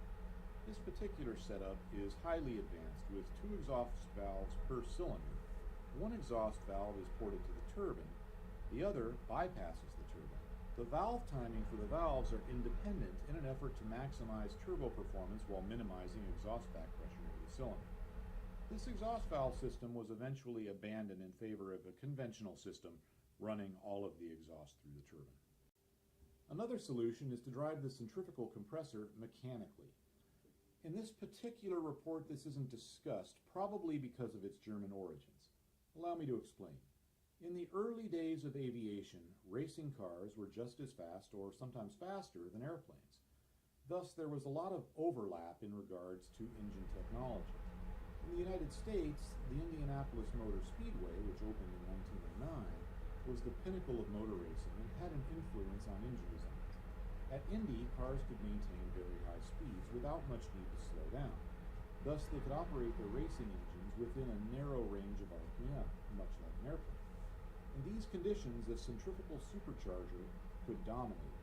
For this reason, and some others, U.S. automakers like Duesenberg, Ford, and Auburn exclusively use the centrifugal type. This particular picture was taken before the start of the 1924 Indy 500 race, which was won by Duesenberg. Meanwhile, in Europe, racing was quite different. They ran long endurance races on real roads. This involved a lot of variation in speed. Roger that. Thus, power was needed through a wide range of RPM.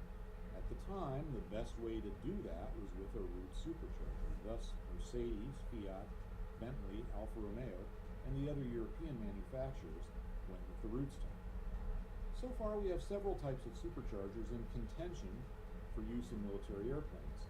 So naturally, at some point, NACA had to do a comparison of these to find the best way forward, and they did just that. This brings us up to NACA report number 384, which was released January 1st, 1932. This is probably the most important NACA report with regards to World War II airplanes, at least U.S. airplanes. I believe that this report, more than any other, shaped the course of aircraft development in the U.S. and led directly to the development of the B-17, B-24, P-38, P-47, and most of the naval fighters, and indirectly the Merlin-powered P-51. So let's dive into it. This report starts off by giving you the conclusions, so let's begin there. Now, I'm not going to read all of this word for word, but I'll put up the section of the report that covers. Locked on. Of course, if you want to pause and read the exact words for yourself, please do so. By Radar lock. 2000 feet, the difference between the most efficient type of supercharging and the least efficient is only about 6%. Remember, they're including turbos in their definition of supercharging.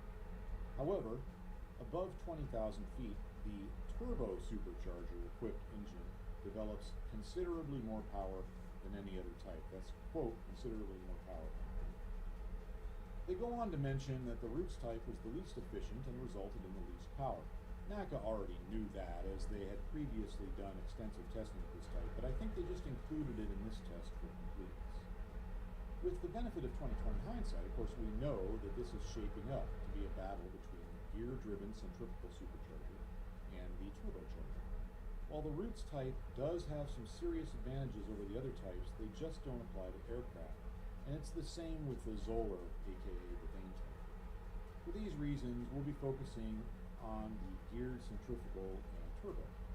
Compared with the turbo, the geared centrifugal's method of control, which was throttling, was unsatisfactory from the standpoint of Attacking A power. point!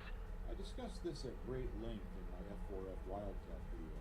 The short version is that in order to prevent overboost at low altitudes, the throttle has to be partially closed at full power. Superchargers hate being throttled. All of this means that the turbo has a significant advantage above 20,000 feet and an advantage at lower altitudes when the geared type is throttled. This graph shows a theoretical 100 horsepower engine with various types of superchargers and with a series of units sized specifically for each altitude. In other words, it's the best case scenario for each type and at each altitude. We can see that a conventional unsupercharged engine will lose power as soon as it gains altitude. At 12,000 feet, it's down to about 62 horsepower. At 20,000, only 44 horsepower, and up to at 40,000 feet, it's down to only 17 horsepower. Now, let's look at the chart at the 20,000 foot mark. We can see that the geared centrifugal has about 97 horsepower, and the turbo still has 100 horsepower. Now let's remember, this is assuming in both cases that a compressor is used sized specifically for 20,000 feet. Above that altitude, even under perfect conditions, the geared centrifugal starts to fall behind, eventually falling behind about 15% at 40,000 feet. Now you'll notice that the chart includes a line on the far right for what I'll call a magic supercharger. This is a supercharger that generates enough boost to maintain 29.92 inches of mercury all the way up to 40,000 feet without drawing any power. In other words, it creates free boost, which in the real world doesn't happen. However, it shows the power consumption of the various drive systems. For example, at 30,000 feet, this magic supercharger actually adds power, and we get about 113 horsepower. Where did this extra 13 horsepower come from on our 100 Attention to the horsepower engine? designated grid Well, in square. this case, it came from reduced exhaust back pressure because the chart assumes ambient pressure at the exhaust outlet, which is much lower than manifold pressure of 29.92 inches. The higher the plane goes, the greater this advantage, as we see on the back.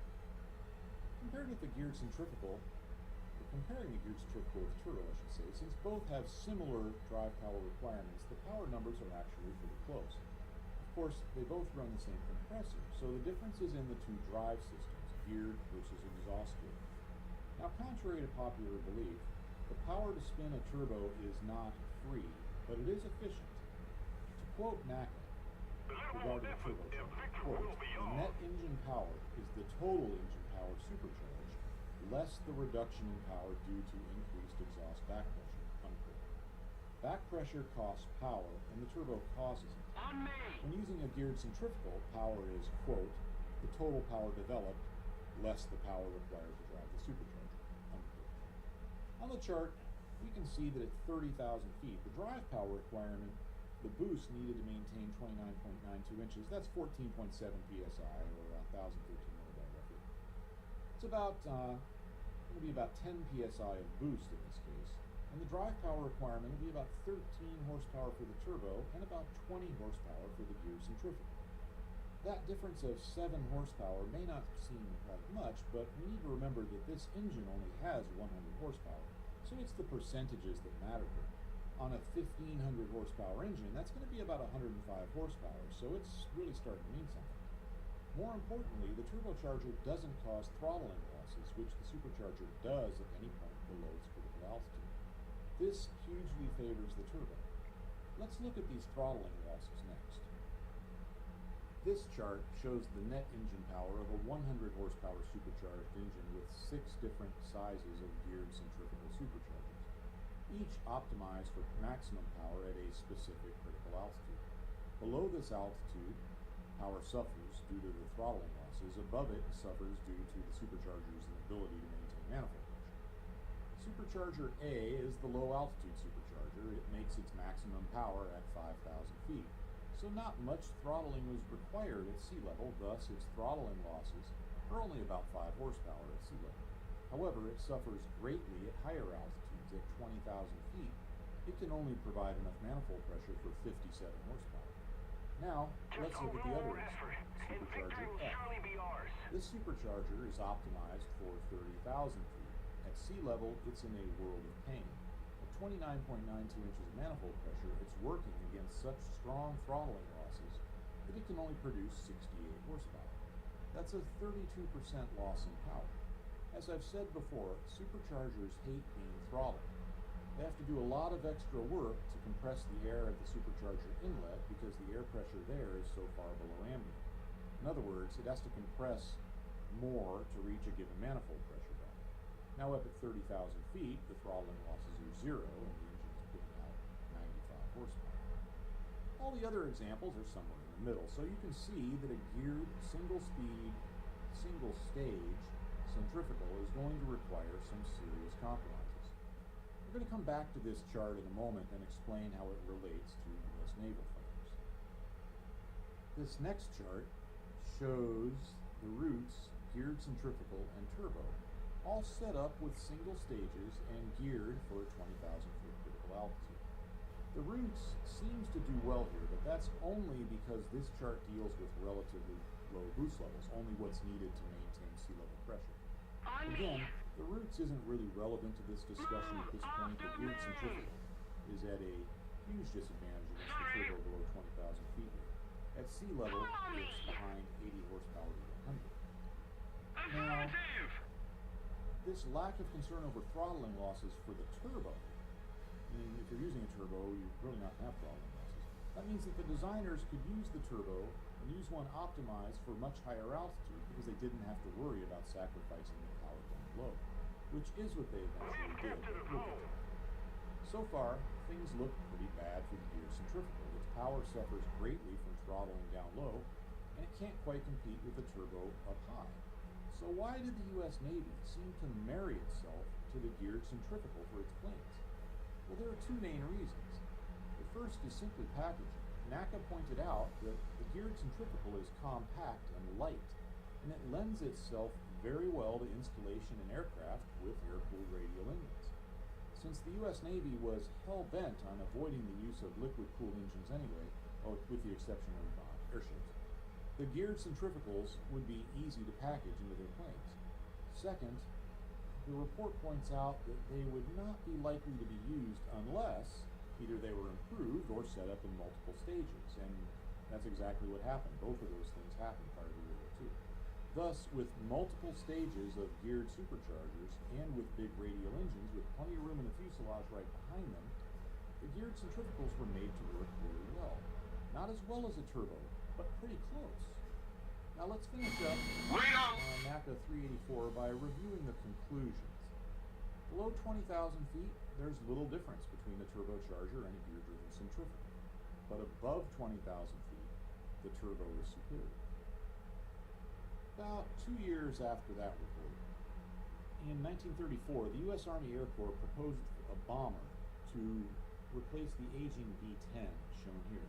The specs called for it to be able to fly at 10,000 feet for 10 hours and have a top speed of 200 miles per hour. Attention to the map. But they also stated that they would prefer if it had a top speed of 250 miles per hour and a range of 2,000 miles. Keep in mind, in 1934, there were still a lot of biplane fighters flying around, and many of them couldn't do much over 200 miles per hour. One of our newest fighters, the Boeing Pea Shooter, could get up to about 230 miles per hour. So asking for a 250 mile per hour bomber with 2,000 mile range was asking quite a bit. Boeing responded with a proposal for a large 4-engine bomber. Although turbo superchargers were not in the original prototypes, there was plenty of room in the Attention to the plane to fit designated them. grid And zone. the first production of the plane, the B-17B had them. When these planes started showing up in 1939, the plane had a range of 3,000 miles and a maximum speed of 292 miles per hour at 25,000 feet. This performance helped reinforce the bomber doctrine that was dominating the airport at the time. Even the latest fighter, the Curtiss Hawk, could not catch a B-17 at high altitude. Of course, at low altitude it could. The Hawk had a top speed of 313 miles an hour, but that was down at 8,500 feet. The U.S. bomber doctrine at this point was focused pretty heavily on high altitude precision bombing. It was thought, largely because of its turbochargers, the B-17s would be almost impossible to intercept, and if intercepted by enemy fighters, they could be repelled by the firepower of the bomber formation.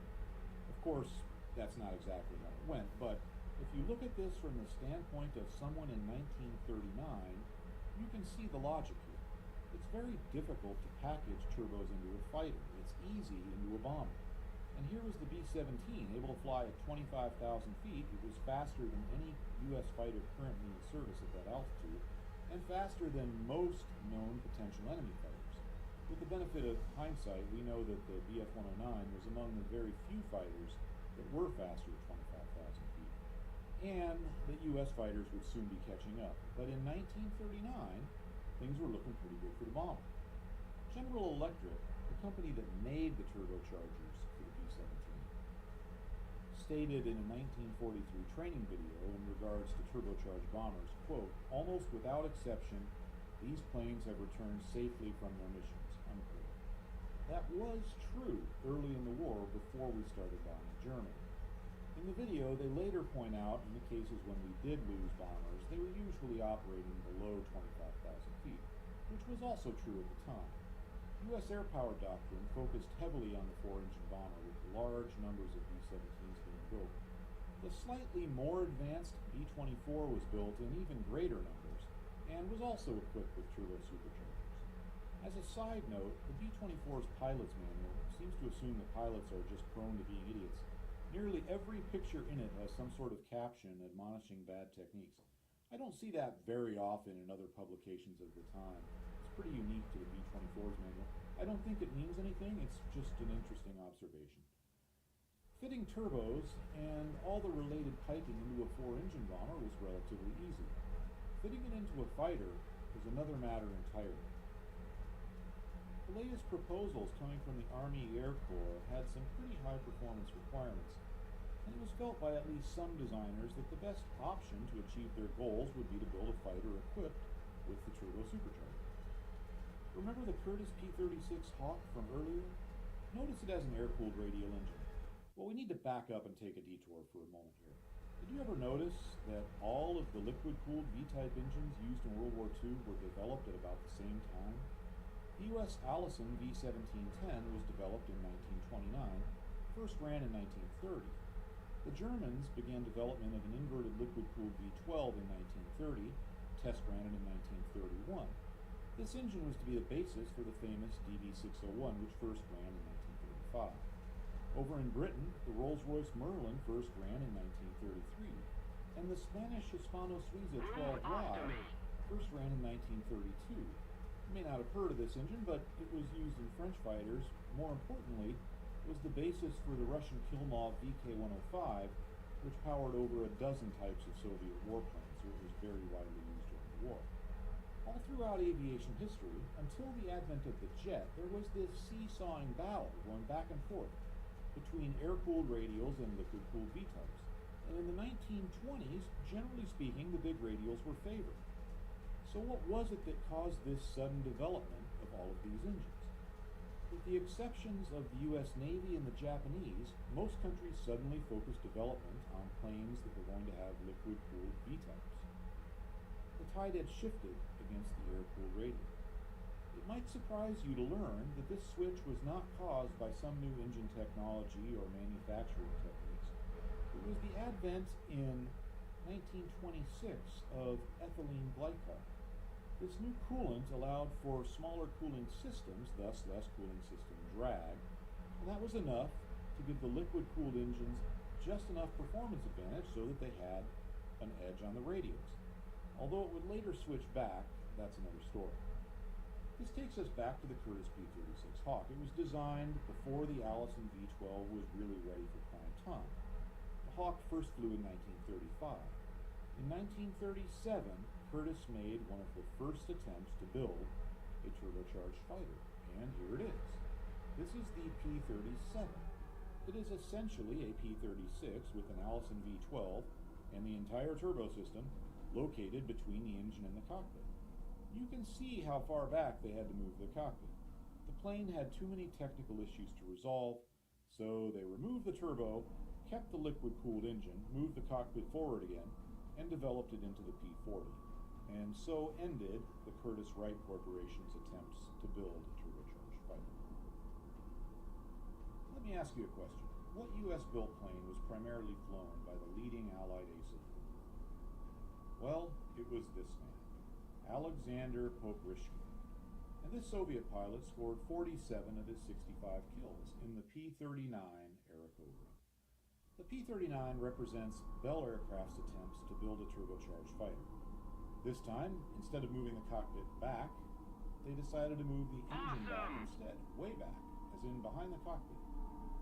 The idea was that would leave more room behind the engine and allow for a streamlined nose with heavy nose-mounted weaponry and a forward cockpit. The problem was that it didn't leave a lot of room, and there were cooling problems that were never resolved. This is actually quite a long story about all this, but the short version is that they gave up, and like the Curtiss P-40, they just made do with an Allison V-12 and its built-in single-stage, single-speed, low-boost supercharger. Thus, like the P-40, the P-39 was useless at medium and high altitudes. About this time, the aircraft for the U.S. Navy were getting multi-stage, multi-speed superchargers. Allison was sort of put in an awkward position here. They knew that the U.S. Navy was not going to purchase a carrier-based plane with a liquid-cooled engine, yet the Army Air Corps clearly wanted a turbocharged fighter. So initially, they didn't bother developing a multi-stage or multi-speed supercharger for use in fighters. They relied on others to build the turbochargers and the airplanes. This hurt Allison greatly when the P-51 came around, and it's the main reason they had to use the Merlin. Let's move on. If there is one way to be sure to have enough room for your turbocharger, it's to simply build a really big airplane. That's exactly the method used by the Republic Aircraft Company for their P-43 Lancer. This worked. The airplane had acceptable but not great high-altitude performance. However, it was really obsolete about the time it entered production, so it was only produced for about 1 year. The importance of this plane is primarily that it led to the P-47 Thunderbolt, which we'll get to. Following along the idea of making the plane really big, but we can make it even bigger by using two engines. Lockheed introduced the P-38 with twin Allisons, each packing a turbo in the boom behind the engine. In principle, this was a great idea. In execution, it had some issues. The P-38 was incredibly complex. More importantly, and a lot of people don't know this, this was Lockheed's very first attempt at building a combat airplane. And they really dove in head first on this. They did a remarkable job, and it was the first fighter to exceed 400 miles per hour in level flight. However, the early versions had a lot of issues, mostly related to operations in sub-freezing temperatures. That made the plane a bit impractical at high altitudes, especially high altitude over Europe, thus defeating the whole idea of using turbochargers in the first place. The plane had tremendous success in the Pacific, and eventually its issues were resolved, but by then the decision had already been made to replace them in Europe with P-51s. Thus, the P-38 was never really able to show what its turbos could do when up high. The whole P-38 story is so complex that it will need its own video, so let's move on. Now, before we get to the non-US airplanes that were turbocharged, we need to talk about the P-47 Thunderbolt. Building on the lessons from the P-43 Lancer, Republic went with a big fuselage and put the turbo and intercooler in the back, ran ducting all over the place, and boosted manifold pressure like there was no tomorrow. Even early versions could boost enough to maintain full manifold pressure up to 27,000 feet. When deliveries started in late 1942, the P-47, with its top speed of about 430 miles per hour, was the fastest combat airplane in the skies, at least at high altitudes. Further development resulted in combat versions with top speeds over 470 miles per hour, and test versions that could exceed 500 miles per hour, those of course in limited operation. As with the P-38, this plane needs about a 1-hour video to really explore the design. Now both Germany and Japan used turbochargers and experimented with them at least to some extent. I don't know of a single German turbocharged combat aircraft from World War II. However, the Germans were familiar with turbocharging, and they built many types of aircraft, and within those, many subtypes and variations of the subtypes. So there may have been a small number of turbocharged fighters or bombers at some point in the war, but I haven't found any solid evidence of this, just some vague references. They did, however, absolutely build a turbocharged reconnaissance airplane. It was a diesel-powered version of the Ju-86. None of these still exist, that diesel-powered version of this. Here's a picture of the Umo-207, which powered the airplane. Now, the Japanese were at least somewhat interested in turbocharging. They built an A6M30 with a turbocharger for testing. It never flew. Its engine configuration is shown here. Then they built an airplane which you could almost call a Japanese P-47. It was the Ki-87 or Ki-87. It had performance much like an early P-47 Thunderbolt. Probably had a lot of potential, but they only built a single example because it first flew in April of 1945.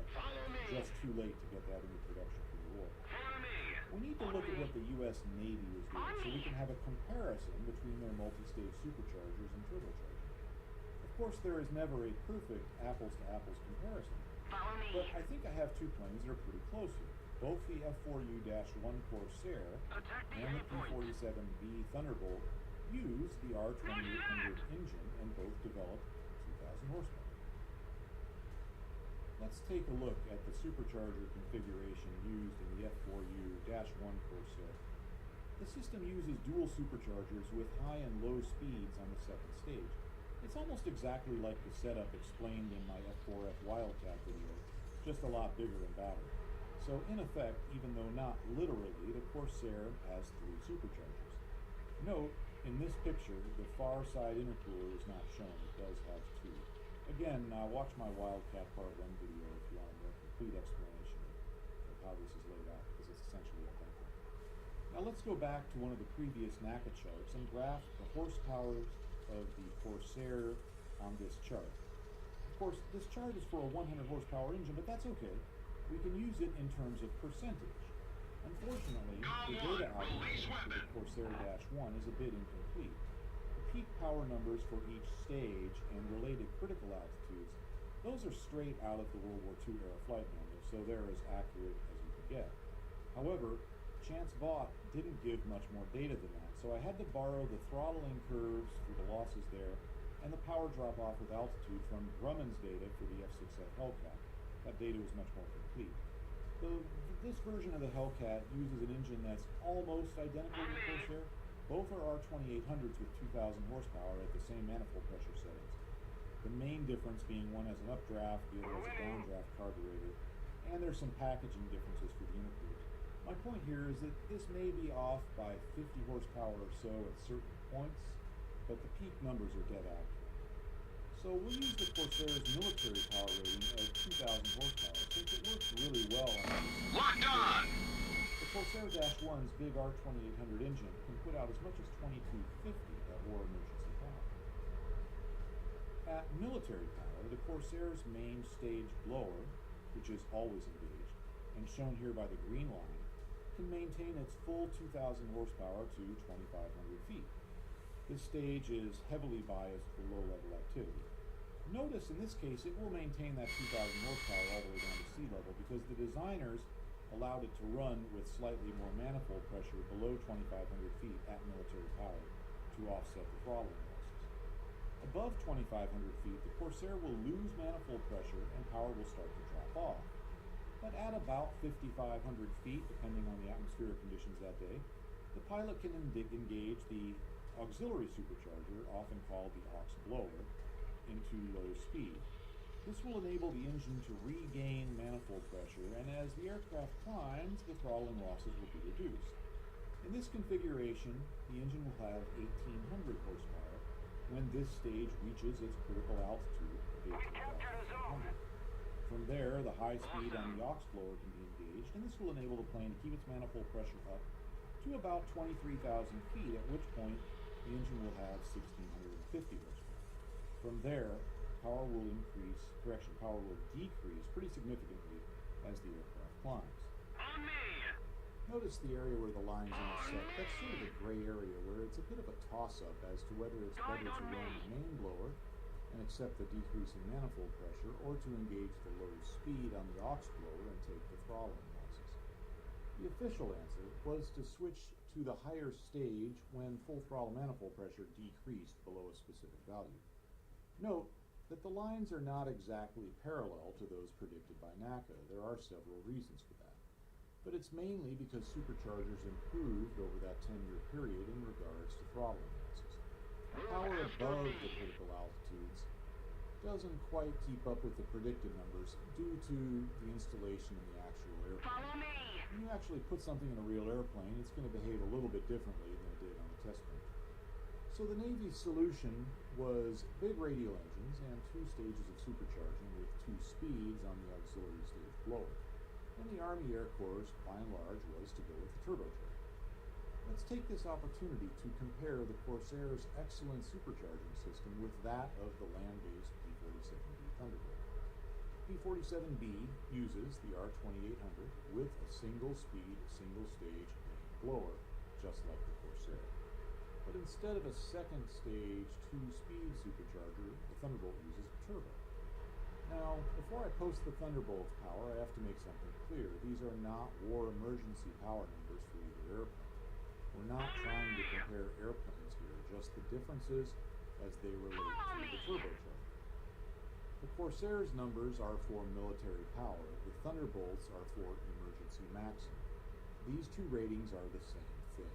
They both have almost identical manifold pressure values, 52 inches for the Thunderbolt, 53 for the Corsair. And both have the same 5-minute limitation. They only differ in name because of different manufacturers, and one is U.S. Navy, the other is U.S. Army Air Corps, or Army Air Force, depending on what year we're talking about. As you'll see, while both have 2,000 horsepower ratings, the 2 systems yield very different results. So here it is.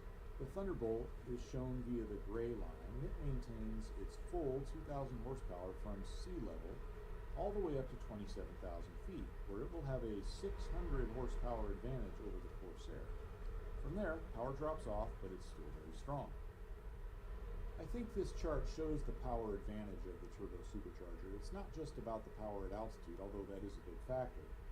It's about the ability to vary the speed of the supercharger independently of the crankshaft in order to maintain power throughout a large altitude range. Of course, it's not all sunshine and rainbows for the turbo. This comes at a tremendous penalty in packaging requirements, which is why the Thunderbolt's fuselage is so fat and the Corsair's is so skinny. Plus, the Corsair had some extra packaging trips to help keep it sleek, which are described in my video on Corsair design features. On the P-47 side, its drag isn't as high as you might think. In fact, its overall drag is about equal to the Corsair. You see, at this time, most designers were using NACA wings. However, a few years earlier, when Republic aircraft was still Seversky aircraft, Alexander Seversky himself decided he was going to design his own wing. He came up with the Seversky S3 airfoil, which it turns out was pretty good. And yet another test done later, so the wing was competing against later designs, but this wing had the lowest drag of all the conventional wing designs that were tested, although not lower than the newest low drag types from NACA, but those weren't available at the time when it was designed for P-47. At the power settings we've been using, at 25,000 feet, the Corsair has a speed of 390 miles per hour, just over 400 miles per hour according to some reports, versus 420 for the Thunderbolt. Just for the record, the performance numbers of early Corsairs, the F4U-1s, are all over the place. Reports vary by about 20 miles per hour at altitudes. Some of those are referencing a very cleaned up Corsair that had some special low drag modifications, so you have to kind of watch that. But In any case, we're talking about operational Our victory combat is near. vehicles. At 30,000 Guide feet, on the me. Corsair can only manage about 365 miles per hour. It's still really good. Move But the after 420, me. the Thunderbolt can go 426 miles per hour at 30,000 feet. So at high altitude, the Thunderbolt is faster, a lot faster. Now at lower altitudes, because horsepower is very close and drag is very close, with a slight advantage going to the Corsair, it's much closer. At 52 inches of manifold pressure, both airplanes run about 350 miles per hour at sea level, with a slight edge going to the Corsair. Overall, the two planes are pretty even in speed until about 20,000 feet. Now it's time to summarize all of this.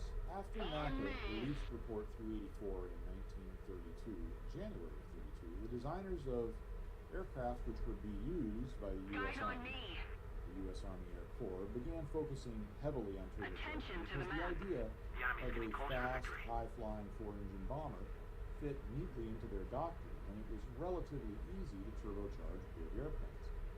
Subsequent proposals for fighters required them to have enough performance to be able to climb high enough and go fast enough to intercept potential turbocharged enemy bombers, although none ever existed.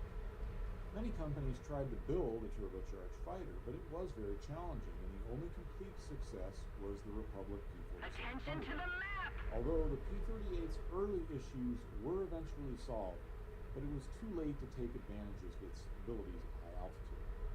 Now, the Navy took heed of NACA 384, and naval Our victory aircraft is were near. designed with modern multi-stage, multi-speed, gear-driven centrifugals for the advantage in simplicity and packaging. It also kept costs low. Attention to the designated In grid comparing the square. Corsair and P-47, it appears that NACA called everything about right in 1932. Move The after Corsair's me. its performance up to 20,000 feet is on par with the much more expensive Cover me.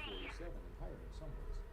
But at high altitudes in 1943, the P-47 Thunderbolt was king. Radar lock. Don't go much farther in terms of military aviation. The advent of the jet put the brakes on a lot of piston engine development. Some of it was pretty exciting too. But the B-29 Radar lock. turbos, they could operate, well, I should say they could operate at 30,000 feet, and in 1945, Locked it on. became very difficult to intercept and shoot down. After the war, Republic built the turbocharged Locked on. airliner capable of a maximum speed of 470 miles per hour with a 400 mile per hour cruise speed at 40,000 feet Need cover. and a 4,000 mile range. The target was called 444, 400 miles an hour at 40,000 feet to 4,000 miles. There was also a reconnaissance version for the military. But the tremendous expense of this airplane killed it off. It was almost 4 times the price of the DC-6, which could fly almost as far, although at much lower speeds, typically about 300 miles per hour, and carry pleasure. Thus, only 2 Rainbows were built before the project was canceled, and in my view, cancellation of the Rainbow really marked the end of turbochargers in military aviation, or for that matter, high-powered aviation piston engines, period. I plan to make a full video about the P-47. I might even do that next. It's one of my favorite planes because of its technology and its ability to get you home. I'll leave you with this picture and a poem by Lieutenant E.C. Buckner. Radar lock. Have a great day, and I hope to see you here for my next video.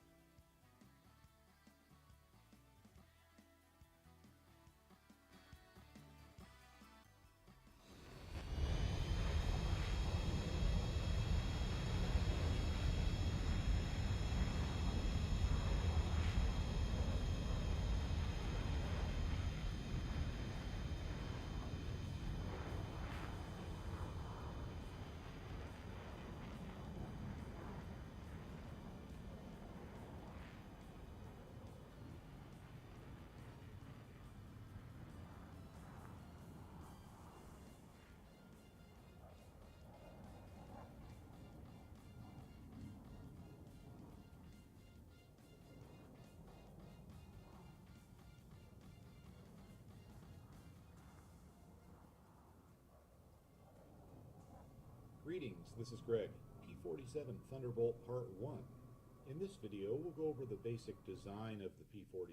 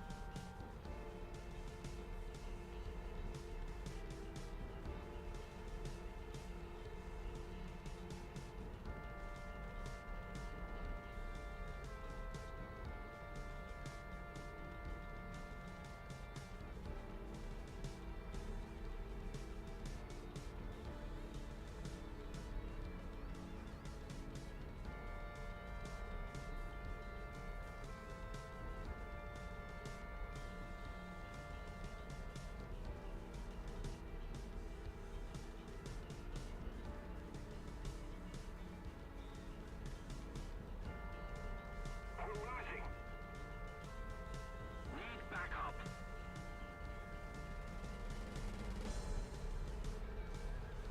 Weapons release.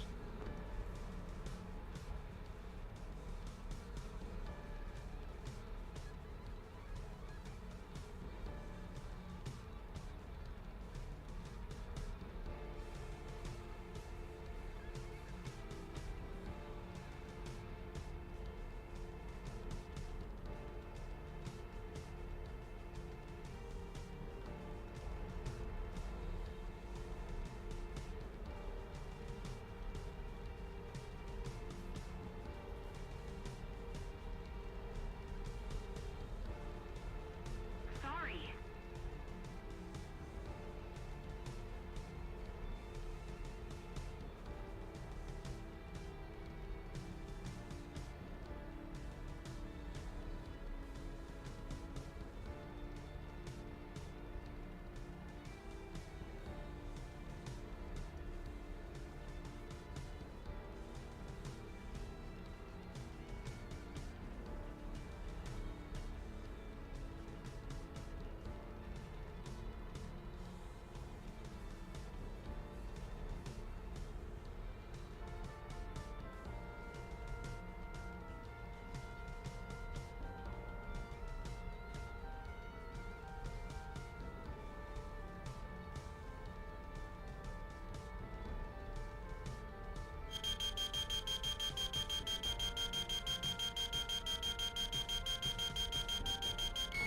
Radar lock.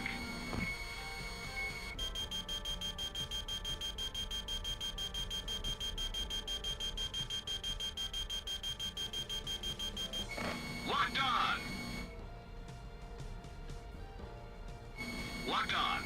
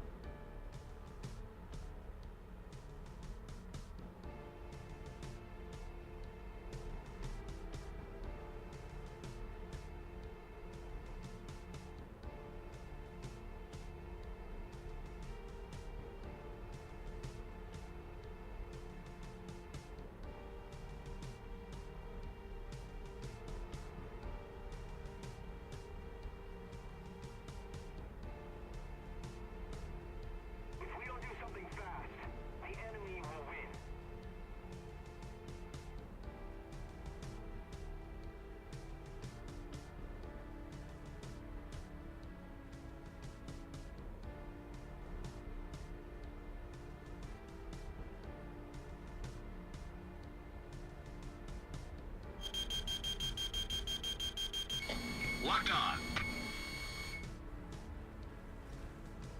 Bravo! Diplomacy.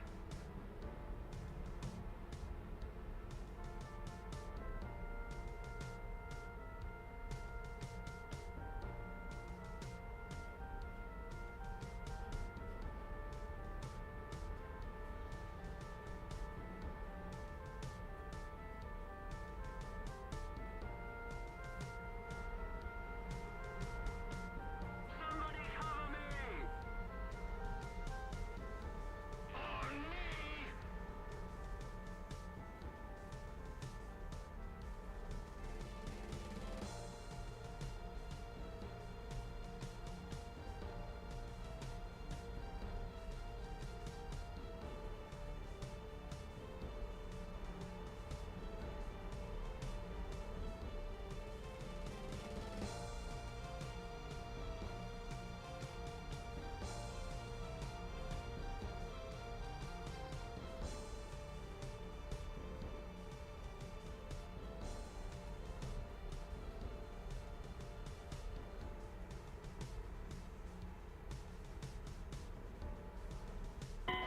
Operation failed. Return to base.